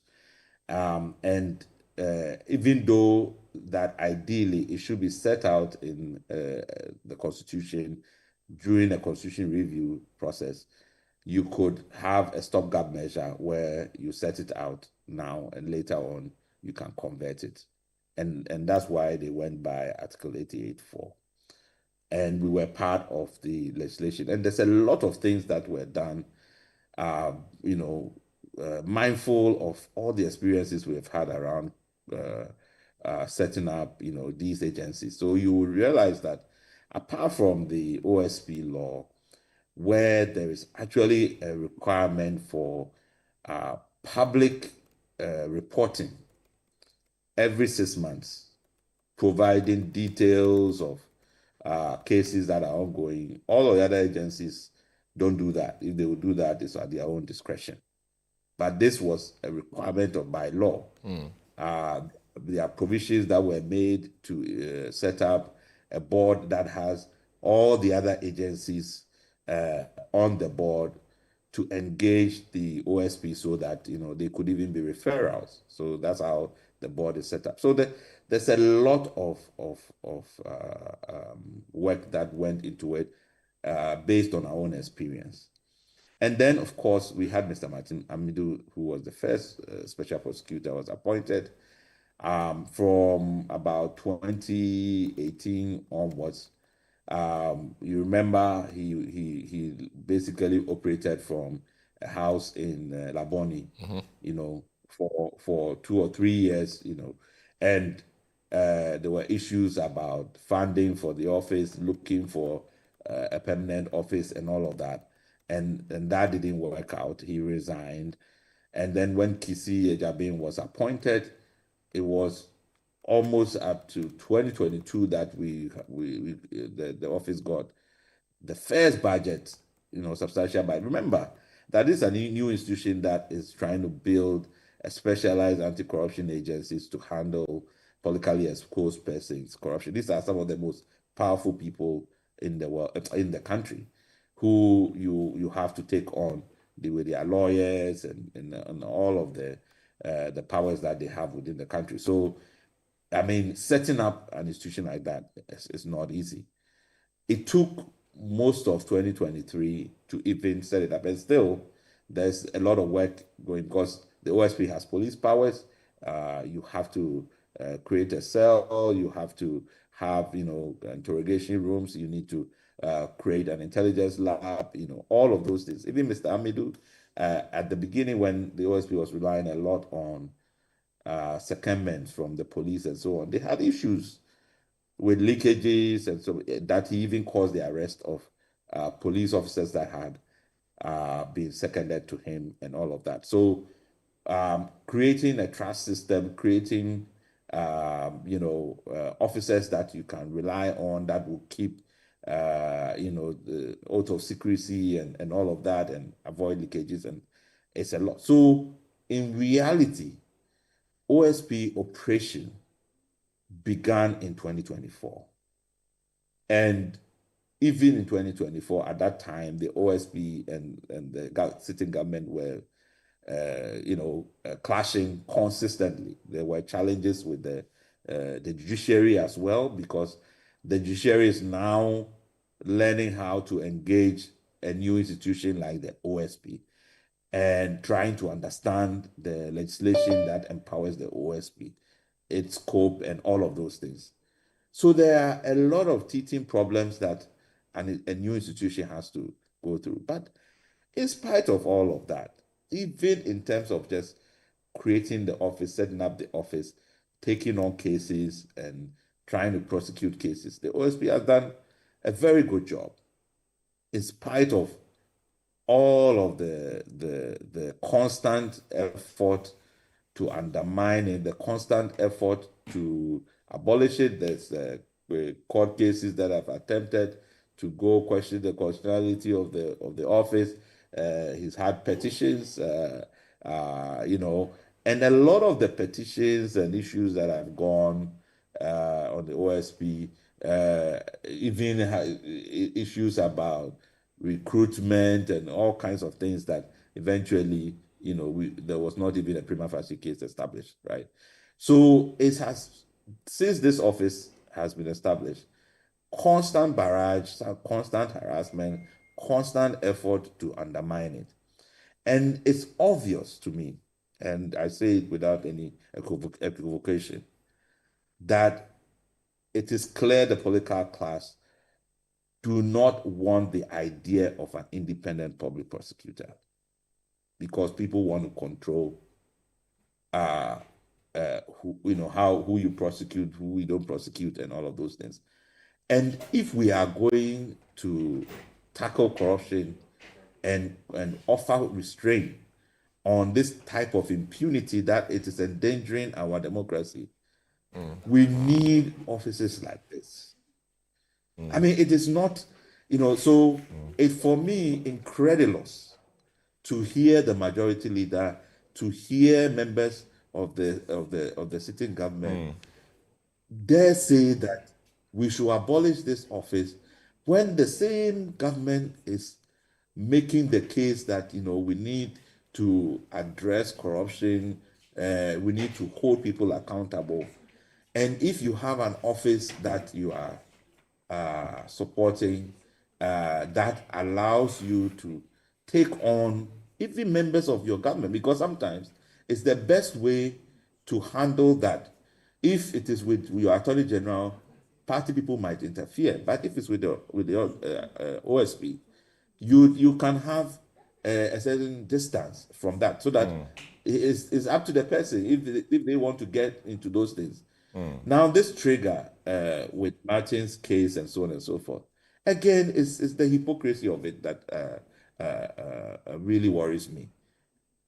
What the gentleman at Democracy Hub, Wendell, Joseph or something, who claimed that some sitting members of the government were involved in Galamsey. Wasn't he arrested by the police and detained? I think he was still in jail. If I don't know. But has anybody in Parliament raised any issue of abuse of power and asked for the police to be defunded or abolished? I have a huge issue with criminalizing speech, and I've made this very clear to the OSP that for me, that approach to was really bad. All you have to say is that you have an open door policy. If somebody says they have corruption allegations against you, They can go to they can go to Yoko, they can go to Attorney General. Actually, Attorney General is even better to go and make the case. There's no need for you to pursue the case. Yes, fine. If they have allegations against you, and you want to know what it is so that you can investigate it, but don't. I think it was a wrong move to do that, and it was completely unnecessary. It's a distraction for me. It's a distraction. But I'm saying that all the issues, the abuse, people saying, oh, they've had all this money, they are setting up a new office. How do you expect the place to be resourced? They don't have the facilities of Yoko that's been around for all these years, or the police, or FIC, or any of these agencies. And so why are you looking at this? If it's the question about value for money, we can raise questions about any of the frontline agencies. So let's deal with the real issue. Very well. What is the problem with why the political class are insisting that they don't want an independent public prosecutor? And I don't think that they should have their way. Very well. I really think that it's important for us to have this office, equip it, strengthen it and you look around the world, now that you even think about issues of state capture and really sophisticated ways of corruption, for the sake of the state, you need an agency like this. Very well. Great. Let me come to you, Afakwa, quickly. Is it the office or the person in the office that is raising the issue in your view? I must say that with celestial respect to persons with differing opinions on the establishment of the office of the special prosecutor, proposing that the office be abolished, I disagree with them. Selorm, we have had democracy for so many years now. There are persons in this country who are saying that democracy has not been of help to the development of this country. There are people who believe in military juntas and military regimes that, based on our cultural underpinnings and our standing, we should go for autocracy rather than democracy. Is it the case that, should those voices be loud, we terminate democracy at that stage and go for the alternative? Certainly. Every institution needs reforms that will strengthen that institution to be able to deliver on its core mandate. We have witnessed some of the brutal defiances of the OSP with regards to human rights violations, even in the person on Kenoforiata and Adet. Let us senior Martin Pebu, what he went through, it was it was ultra-virus conduct of the OSP, because his mandate is defined under Section 3, which states that the OSP was established primarily to investigate corruption and corruption-related offenses. These are the clear mandates established under law. Granted that under Section 28 you have been given the powers of the police does not mean that you go bonkers, you extend your tentacles like the octopus, seeking to grab everything that comes your way. Your role is defined under Section 3. Functions of the OSP states that you are there to investigate corruption and corruption-related offenses. That's the purpose on which you were granted the powers of the police, to arrest, to seize, to investigate, to detain, to prosecute, and to do all those manner of things in respect of the two core functions. If he insults, if he abuses, if he fights, it's not your business. You only call in the Ghana Police Service and transfer, because they have the jurisdiction to entertain those mandates. So if he acts on that mandate, then certainly there are procedural propriety that you can run the OSP on, pursuant to Article 146, where under Section 15 of the OSP Act, Act 959, you can petition the President on stated misbehavior for the removal of the OSP if you think that you have grounds that can succeed. A prima facie matter that will cause the Chief Justice to set up a committee prescribed under Section 15 to pursue investigation in that matter to cause the removal of the OSP in that regard. So certainly, once we have considered certain procedures to be able to, as it were, strengthen the institution, it does not call that once there are some mistakes, it does not cause that, or once we've seen that we have not realized the intended purpose for the establishment of the OSP in terms of convictions or in terms of the pursuance of corruption and corruption-related matters, that often be scrapped. Then we are not being charitable to the nation called Ghana.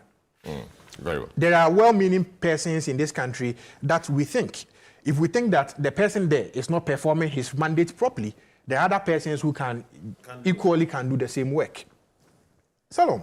Our brother has offered. But it's just not now. You see, there is one thing. There is one thing that once he's here, he will bring it out, and we also have our bite on it, on the corruption allegation that he's alleged to have made against the OSP.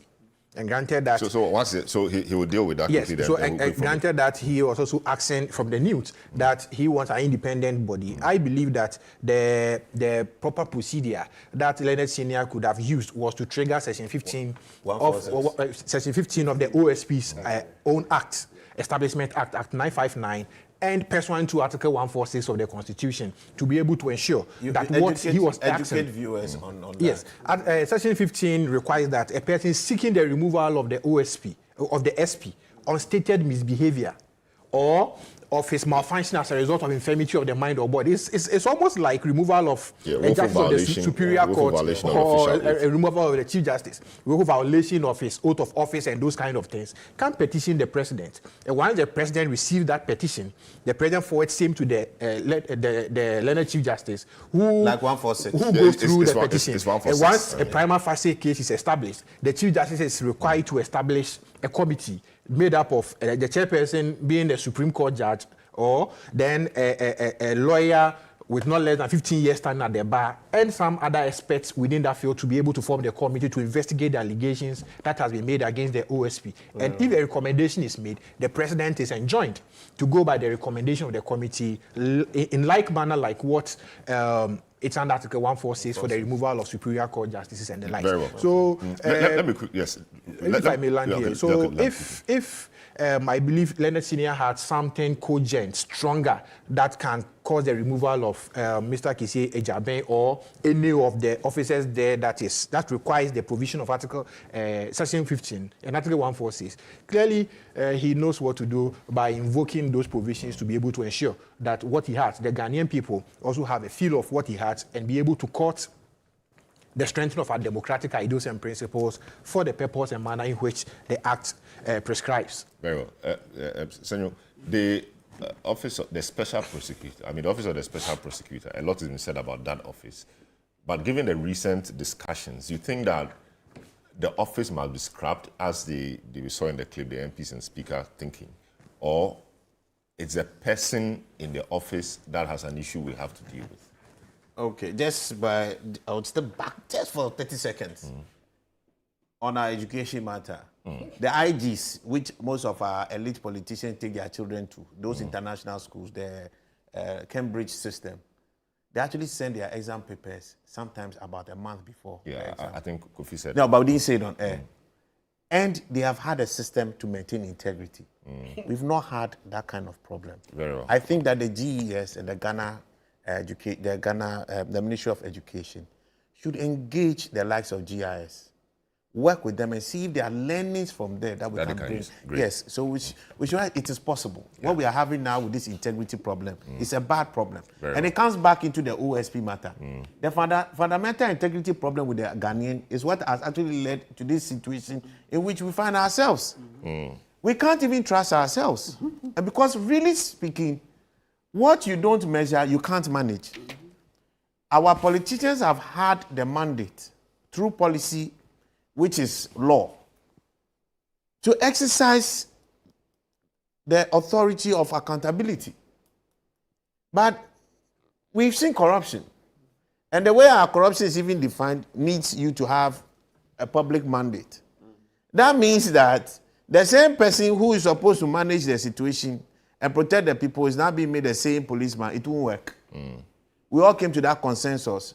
This special prosecutor thing did not just come out of the sky. It is advocacy from all of us, which the NPP government coming into 2016 listened to and added to their manifesto. You understand? I don't think Nanado just wanted to do it. The NPP did not just want to do it, but when they were coming into office, they needed the consent and the support of all of us. Many of us were engaged, all right, and our thoughts CDD did a lot of work on that. Samson Ladi and Co did a lot of work on that. And we've sort of forced the hands of government to do it. Just like we do the right to information bill. Look how long that thing really took. It had to take a lot of civil society pressure for us to have this. There's a policy reason for it. The policy object is to create a potent, politically independent, anti-corruption law enforcement agency. So it can hold politicians to account. Because they are led with the foremost mandate to drive and enforce policy and protect the public purse. That value can't be lost on anybody. There's always going to be a limit to which a political appointee would be able to enforce it. Trust me, we have one of the finest AGs we could wish for right now.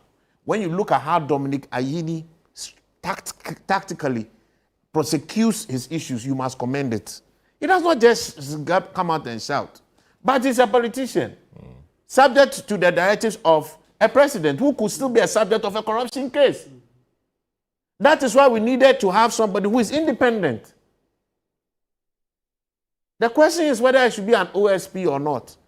I must be very categorical. I don't care the semantics. That policy value cannot be lost on us as a people. Our democracy has lost confidence with many people. Confidence in it is heading down, largely because of corruption. If we do not maintain being seen and actually executing a true anti-corruption agenda, democracy itself will fail and fall. And we are playing with these things, but we are actually on the brink. So we have an OSP today. How effective is it? That's a different conversation. Let's separate the effectiveness of the institution by the actors as is today from the policy value of having that kind of institution. If you tell me you want to scrap the OSP today, my question is, what are you replacing it with? Because we cannot scrap the policy object. But you can change the institution tomorrow. We can tomorrow say we are making the DPP fully independent. Come up with a more potent way of having it exercise its powers, making it have secure its budget. I don't mind. You understand? But that policy value must not be lost on us. We can take the OSP as is today and reform it. If there are legal challenges with it, legitimize it. But this conversation that goes left and right, as if the whole object is, no, we don't want to have anybody controlling what we politicians want to do or not to do.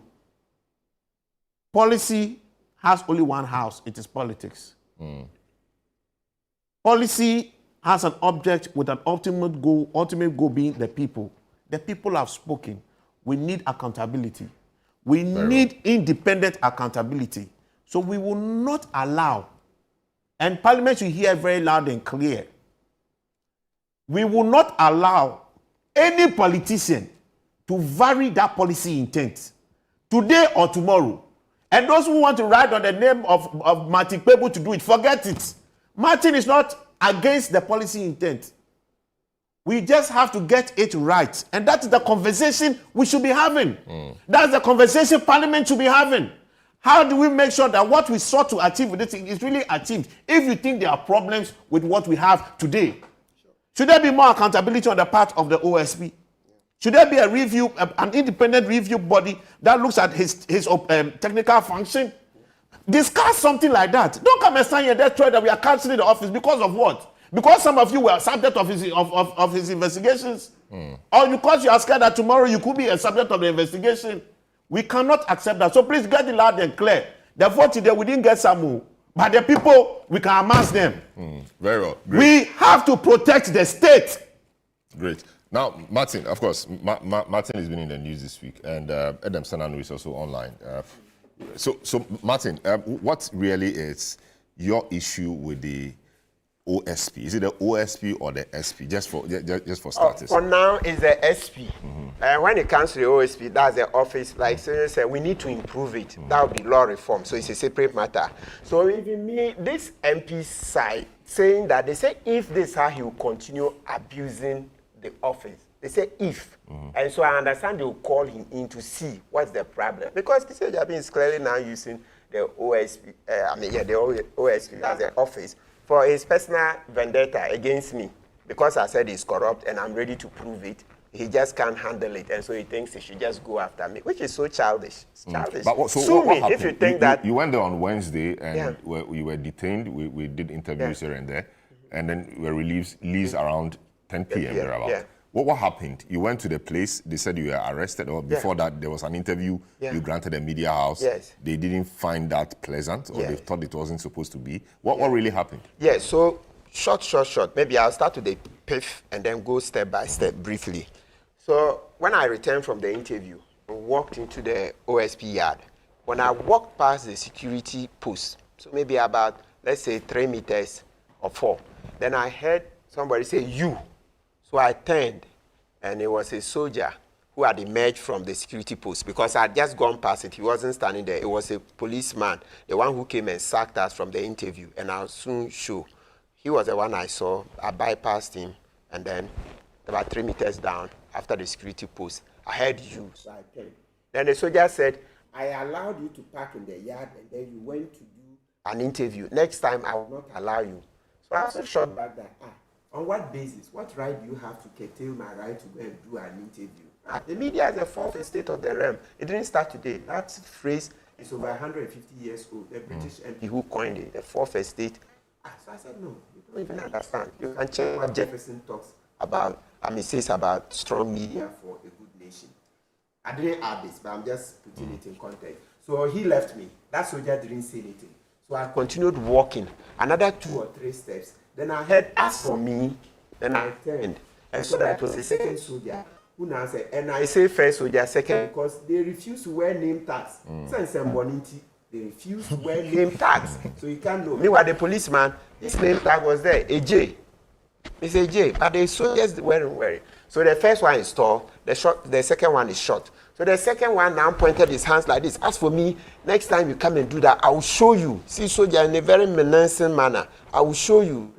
So I shot back again. Maybe he doesn't know I'm a lawyer. I don't know why he thinks he could intimidate me. So I said, "What power do you have?" Or maybe if he thinks we are still in a military regime, "What power do you have? What can you do?"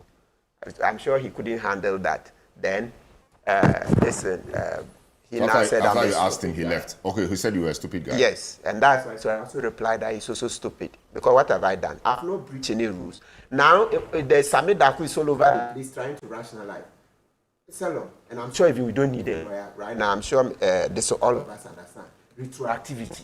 If you think it's your rules that when you enter a yard, you can't go out and do an interview, put it on the wall, make a signboard. So as soon as you enter, protocols when you are in this yard. So you make the rule before, assuming it will constitutionally stand. But the principle is that let the rule, so you see, when President Mahama signs a law, when Parliament passes it, and President Mahama signs, or any other president, it is not law, you and I know, under Article 106, until they take it to Assembly Press and publish it. So it's only when citizens can access the law that it becomes law. So if it stays on the president's desk, even if it's signed, once you cannot go to Assembly Press near Accra Technical University to buy it, it is not law. So as a lawyer, that's how I work. So you can't wait for me to finish granting an interview and come back and you tell me next time this. We will not accept that. How? Put it before. So at the time I was packing, so put it at several places. Because if you go and hide it somewhere and I don't see, bad. So put it at vantage points. Good. So that's what happened. So the man said I'm stupid. I also said he's stupid. Then one of my lawyers came and grabbed me. And then we went upstairs. Even before upstairs, I sought to report. Can you believe that OSP, you want to make a complaint? For 15 minutes, they couldn't make available their system for me to make a complaint against the soldiers. So when we went upstairs to meet the team, then we now made it clear to the team. When I see the team, they still paraded Mr. Abraham Ablo-Mensah. He's the chief of staff of OSP. And then lawyer Albert Paddington. They were the people we were to meet. They were the people we met last week and broke down our objection into fine form for them to understand. Our objection is that, look, Ablo-Mensah, you are chief of staff, but that means Kisi Jabe is your boss. Lawyer Paddington, you are a lawyer. He has an official title, I don't know it. But whatever it is, you are not the head. So you can't investigate your boss. You say, come and give me information so that we will do our investigations, neutral fact finding. We said, no, that's your boss. You can't handle this. So we broke it down that maybe the board And the reason we said the board is that, you see, naturally, if you bring the board, we'll come and tell Ghanaians. So ask the board members, what are your names? And Selorm, if I came here and told you, this board member, that board member, you know how our society is very strong. People know, everybody knows. So if you found out that the board members we are giving our information to, maybe that board member brought 4 people to Kisii Jabin to employ, there are a lot of procurement breaches will come there. You have no idea. When you see me saying Kisii must go, it's not just because he allowed Oforiatta to go. That was just the icing on the cake. So many things wrong. It runs the institution like it's in its packet. So the reason we say we wanted to deal with the board is that we know that, yes, the board generally is supposed to be independent, but we also know how some board members lose their independence because they are always looking for something from the chief executive. So if we brought their names out and people showed us how they brought nephews and nieces, we'll go back and say, no, disqualify this board member, etc. But I didn't get it. They are saying we should give to chief of staff and a lawyer. And we said, no, that's your boss. You can investigate him. This one to be matter. So then, the time we repeated. So that was the second time you were meeting them? The second time we repeated it, that's what we told them. So when we went last Wednesday, the same Ablomensa and lawyer hadn't. So we said, how? So we are not going to give it. So case closed, we are going away. Then it appears that they had already hatched the plan that they would then arrest me for the incident that took place more than an hour ago. I mean, come on, a soldier abuses a citizen, a soldier who is supposed to act with decorum, unprovoked. Remember, Selorm, I was walking, he called, asked for me, and I had to turn. And he was wagging his hand. Wagging. Next time, I will show you, soldier. You know, soldier, that thing that, like the way they say military, they will discipline you. Please, that discipline is past. It's rule of law. We've gone past that, I will discipline you. You have no power to discipline. Follow the law. But that's not discipline, that's abuse. That's why, and some of our citizens believe it. Oh, soldiers said they will discipline. What discipline? That's abuse. Yes. So Martin, so eventually you got into the room, you raised the objections. Yes. What happened? So after the objection, they said Ablomensa would often go out. I'm going to consult. He came back about 15 minutes later. After we had said so, we are not giving the information out because they are subordinates. And brought a certain officer in Mufti. I don't know whether it's a police officer or this OSP officer. And said they had brought him to arrest me for the incident that took place over an hour ago. That's obstruction. So as soon as I heard it, I mean, I know that, yes, some people can't take criticism, so they want to abuse their power. So they want to arrest you for the incident that happened there? So quickly, my lawyers shot back. How? So I just said, no, let's stop quickly. You know why? Because you see, practically, it's about trying to get out. Because in that building on the 5th floor, if you don't cooperate, they won't let you out. And also, I've been coming to TV. I know how Ghanaians watch us. So I know that if you make a wrong move, citizens will not forgive me. So do the best possible. So quickly, I told my lawyers, don't argue. Yeah, let him come and arrest me. You know how the arrest is done. He'll come and touch you on the shoulder. I'm arresting you for this offense. You may say something, but if you don't, I mean, you are not obliged to say anything. Miranda rights. Yes, perfect. But if you say so, it will be taken down. So he did it quickly, 1 minute. And then, so they said they have the statement forms. I said, bring them. Caution statement. They wrote it. Then quickly, I started writing. He sent 10 times so that I can ask for bail. So I finished quickly, maybe after 10 minutes or something. Then we asked for bail. Then once again, Abraham Ablomensa, chief of staff, left the room. You were questioning on what? And that for obstructing. And look, me walking like this, an officer called my back. It's not like your spirit, it was your spirit. Your spirit was obstructing him. It's not like he's in front, he's arresting somebody and I came to disrupt him, or he's writing and I'm engaging. No. He abused me like this. So fine. We'll see whether they can prosecute. I'm waiting. I can't wait. We should go to court. Let them go and show. Selorm, do you have the OSP Act here? You just see section 79. Yes. Open and see. Whether you see, they are saying they are using section 69(3). And I'm happy, my good friend, what's the name again? Enoch. He said, listen, 15. They have no authority. Go to section 79 and see whether OSP can prosecute for a breach of section 69 subsection 3. It's not part of their mandate. 79 is the interpretation section. Yes, and but you see, corruption, the meaning of corruption and corruption related, 79 are the Yes. You see the offenses listed. Yeah. Breach of 69 So I got confused a bit because at the point, I think Amadiba came on TV3 and he said that it was the Ghana police that was arresting you and not the OSP. No, but it's OSP office. Why? It's Ghana Police. I told the public that they set up a unit of Ghana Police there. The officer who came, let's say it's Evans Opoku, and then straight. As I said, at that time, you see, as a lawyer, in the circumstances, it's not everything you argue. You have to pick your fights well. Because and all I know is that, if I write my statement, I can get bail. Usually, writing the statement is not compulsory. But if you don't write it, it's like they feel frustrated, and so they can also frustrate you. So at that time, I was not in the mood to argue. I told my lawyer, stop. You cooperated well. So like Amalba say, if they say Ghana Police, they haven't had them. What's his rank? All I was told was that this is Evans Opoku. Evans Opoku, he didn't show, like I told you, if it's CID, then bring out your card, let me see. You haven't shown me any card. So Evans Opoku arrested me, and then when we're done, they took me this. So then we did the statement after they were to grant me bail. Abraham Ablo-Mensah went out for over 30 minutes, came back and said, yes, bail granted, but the condition is that I should bring a landed property in my name. Bring a landed property. Just hold on with the landed property. Let me talk to Senator Nwaze to work on your microphone. So Adam Senator is an anti-corruption crusader. We have 10 extra minutes to wrap this up. Thankfully, producers secured that for us. So Adam, good to have you on the show.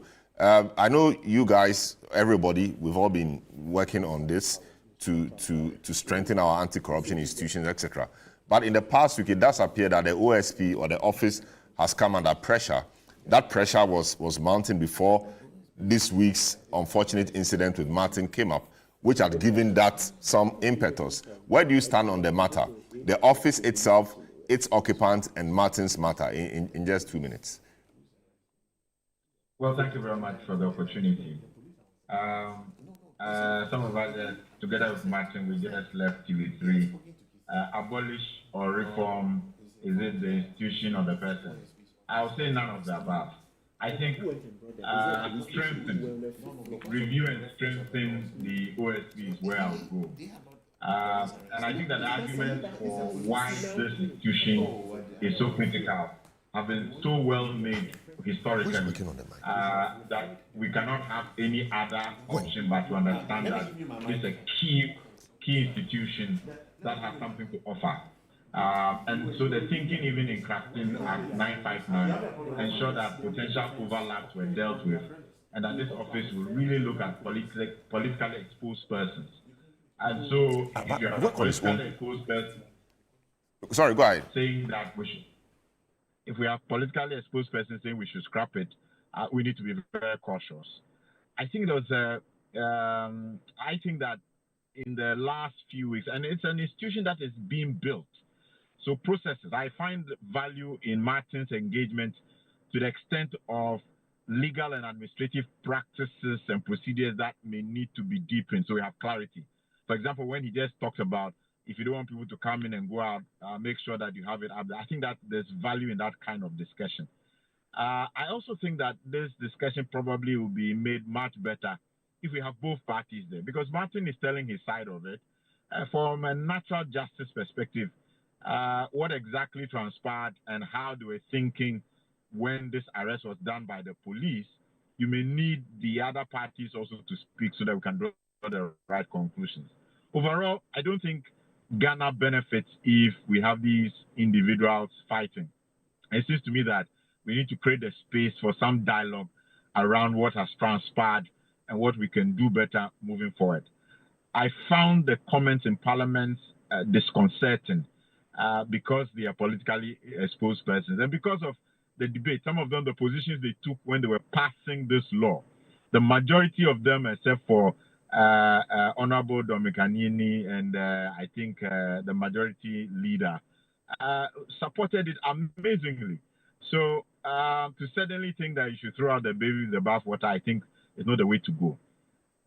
Honorable, I've forgotten his name, Nkrumah made a point that I thought was disturbing but also profound, which needs to be followed up.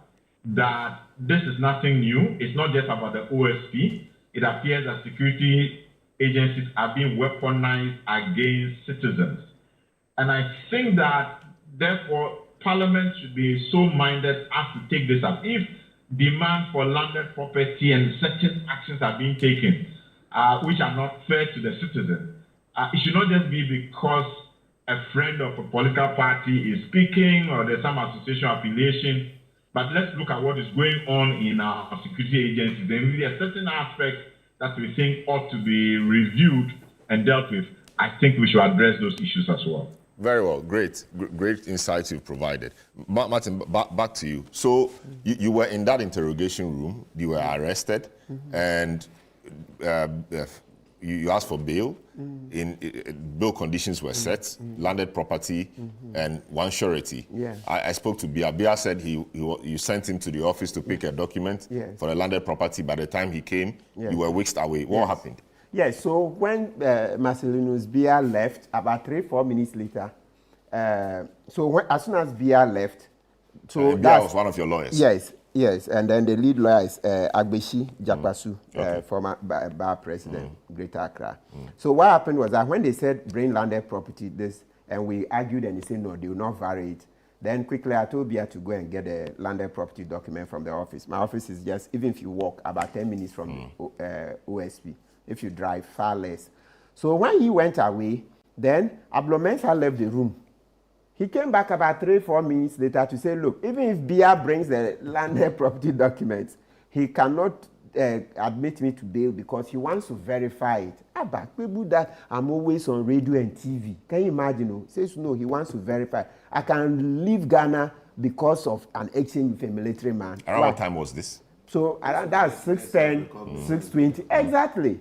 So he said, no, he will not agree. So whilst Bia was away, then Ablomensa told the policeman, the one who had sacked us from the interview earlier, AJ, that he should handcuff me. And true, AJ came, and then I offered my hands. Then they put the handcuff, and then they whisked me into a car.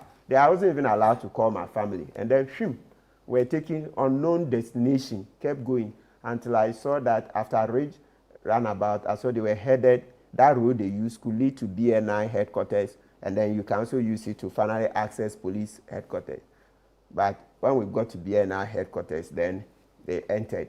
So that means, but when we entered BNI headquarters, even though generally I was in high spirits, I must add that my heart sank a bit because 2 weeks ago, one of my clients told me that the cells there are very hot, very, very warm. The ventilation is poor. So I've been begging Senior Kipo, Mr. Charles Kipo, BNI head, that I was about to write to him, but I just got too busy. I told the client I'll write to Mr. Charles Kipo that we beg. The way the people are complaining about the cells in the headquarters, they should improve the ventilation. That the windows. You didn't know you were going to be the next customer. Oh, but I was lucky. And you see, and thank God that I told the client that I would write. Work quick.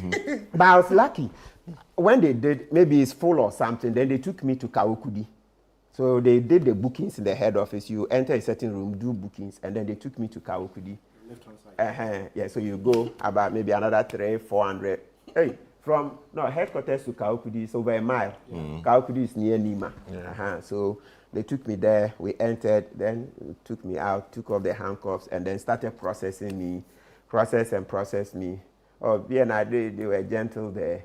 And then, long story short, eventually, I saw them reprocessing and processing. They didn't do well. The only side I'm not happy with the BNI officers is that when word came that they should release me and they started processing me to now discharge me, they should have told me that, Pebu, we are working on your papers to let you leave. I guess the processing took over 20 minutes. All this while, I was looking into their faces for queues.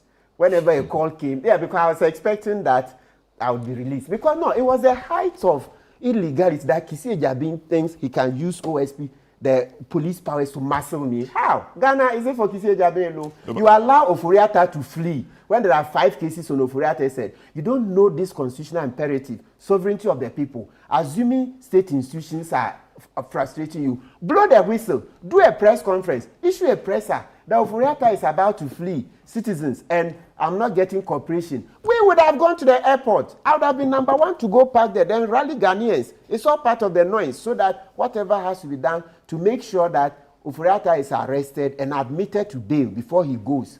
I cannot say, if doctors check Oforiatta and they say, look, we cannot take care of Oforiatta in Ghana, he must be in America, he must go. But subject to giving us bail.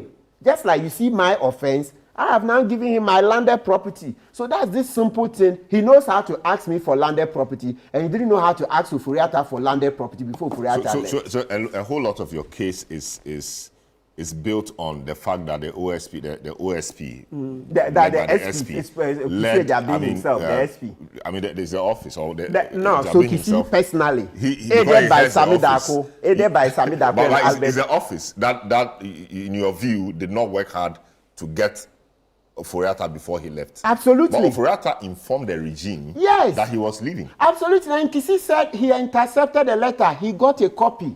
And then he said, well, we watched him leave. We were powerless. So when your special prosecutor doesn't understand the principle of sovereignty in the preamble, Article 1, Article 35, Article 125, sovereignty resides in the people of Ghana. So if anybody frustrates you, come and blow the whistle. Tell the people that Senor Hosi is frustrating me. Enoch Afuakwa is frustrating me. That's what Martin Amidu did when Akufo-Addo started interfering in his work. And you see, then the badge of mother serpent of corruption stuck. Kisi doesn't know this, and you think you have a special prosecutor. He must leave. That's crass incompetence. Hey, put it simply, policeman. Remember, Mr. Afuakwa referred to Section 28 of the law, the arresting power. So for that purpose, Kisi, you're a policeman. So a policeman, your suspect is running. You cannot shout, people of Ghana, come and help me. This suspect is running. Oh. This suspect is running. Coupled with the 1,000 lies Kisi are being told. Look. Earlier on, Sami Daku came and said that at the time Oforiatta was leaving, he didn't know there was any case pending against him. Subsequently, Kisi Ejabin goes to grant an interview and says that, oh, they started investigations in 2023. Remember, Manasseh and Co. presented a petition on 18th of December, or is it 23rd? One of it. 18th of December or 23rd of December 2023. And he said they started working on it. Have you seen the diary of action? The diary of action shows that they started working on it this year. I mean, in this year, after Oforiatta had left. Have you seen the diary of action? Do you want us to go? 29th January this year. Do you want? We can project it. Yes, but we will have to do this another time. So, so the point now is, I mean, so you are returning. You return. So you went there on one thing, something else disrupted it. Yes. And so there are two issues you have now in that office. Yes. When are you resuming the real matter for which you went there? Oh, it has come to an end. Yamutu. Mangana Yamutu. No, they may invite you again, right? No, I'm not going to go if it's about the present evidence. There's no law that says I must present my evidence to subordinates. I made that clear to them that day. And the matter was closed. But if they say the board is constituted and the board invites me, I'll go. So why don't you submit a petition to the president like a 146 procedure? Yeah, let's use Section 16. That's in there. So, like we were saying, I don't know why they say he's court of appeal, right? That's what the law says. He has terms and conditions of a court of appeal judge. But if you read Section 16, Section 15, they've added many things and made changes. It's not like 146 at all. Yeah. And it looks different. So we'll deal with that later. So, yes, Mr.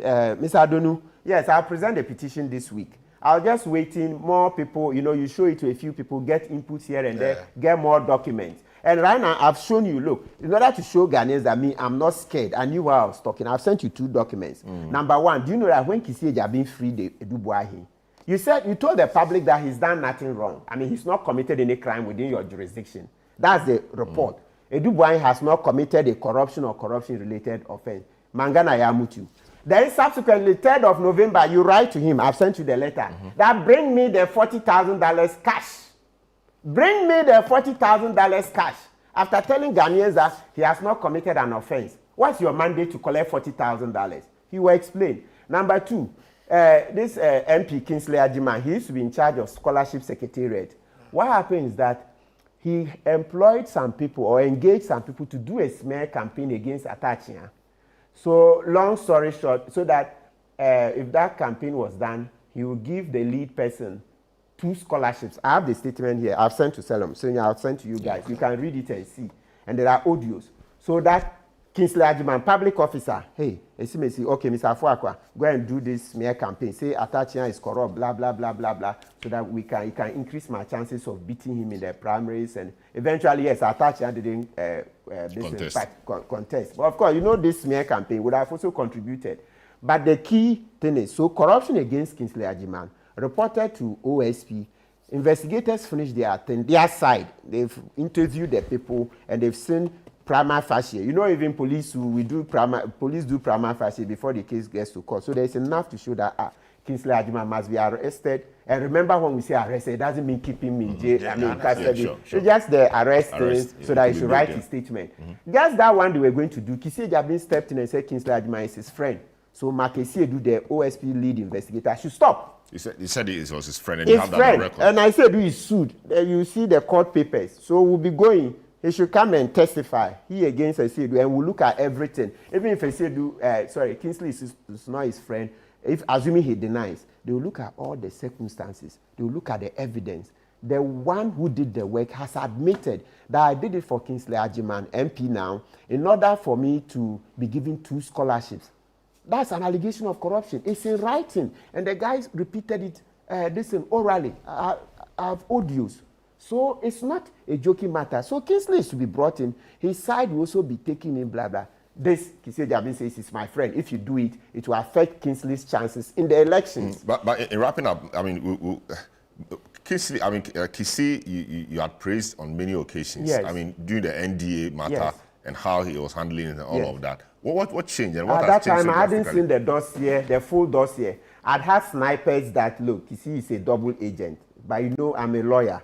I have to deal with hard evidence. So the NDA matter, you will see that, like you're saying, until 20th of October, sometimes overall, I'm also supporting him. Though on certain occasions, I'll come and disagree. In the NDA matter, there's this lady called Clara Tia Napaga Sulemana. Ekufuado's friend. Because of that connection with Ekufuado, Kisi didn't add her. Meanwhile, when Howard Kumson's ministry was taken from her, Clara Tia Napaga Sulemana was the coordinator of the special projects initiatives, what Howard Kumson was minister over. So she was the boss. She approved the documentation for that money to be paid. NDA. How do you exonerate the boss? What boss will just take anything you bring, you just sign? Under causing financial loss and those other things, listen, you just sign anyhow, you can be held liable. Yeah, Kisi took Clara Tia Napaga out because of her relationship with Ekufuado. Then there were the other officers, Henry, then the director of budget, etc. So later I complained. So those were the signs that Kisi is not straight. He's playing games with us. And now you can say, Koto de Nebodre, right? Yes, discriminating, selective justice. And other things. Martin Amidu wrote about corruption. I raised it. Kisi called, Martin, don't mind Amidu. You know the nepotistic appointment. Sami Daku's brother is in OSP, etc. When we open that dossier, you see. Very well. So, I mean, we have to end here. Thanks so much for the extension of time. Martin, thanks so much. Senyo, Enoch, Senanu, Edem, thanks so much. And then Kojo Asante, we'll do this again. Have a good afternoon.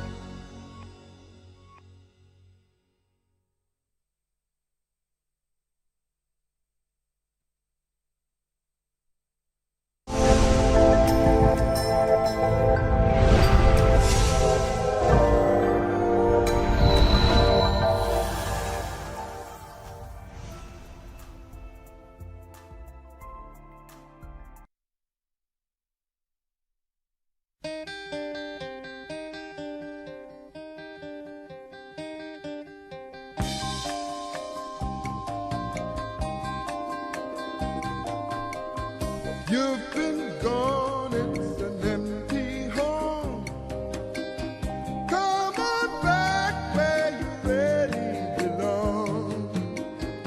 You are always welcome home, welcome home.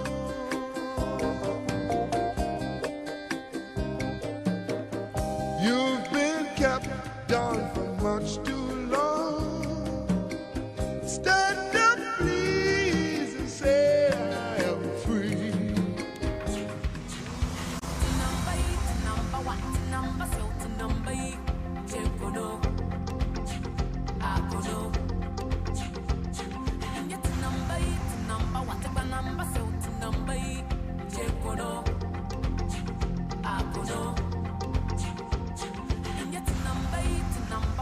Number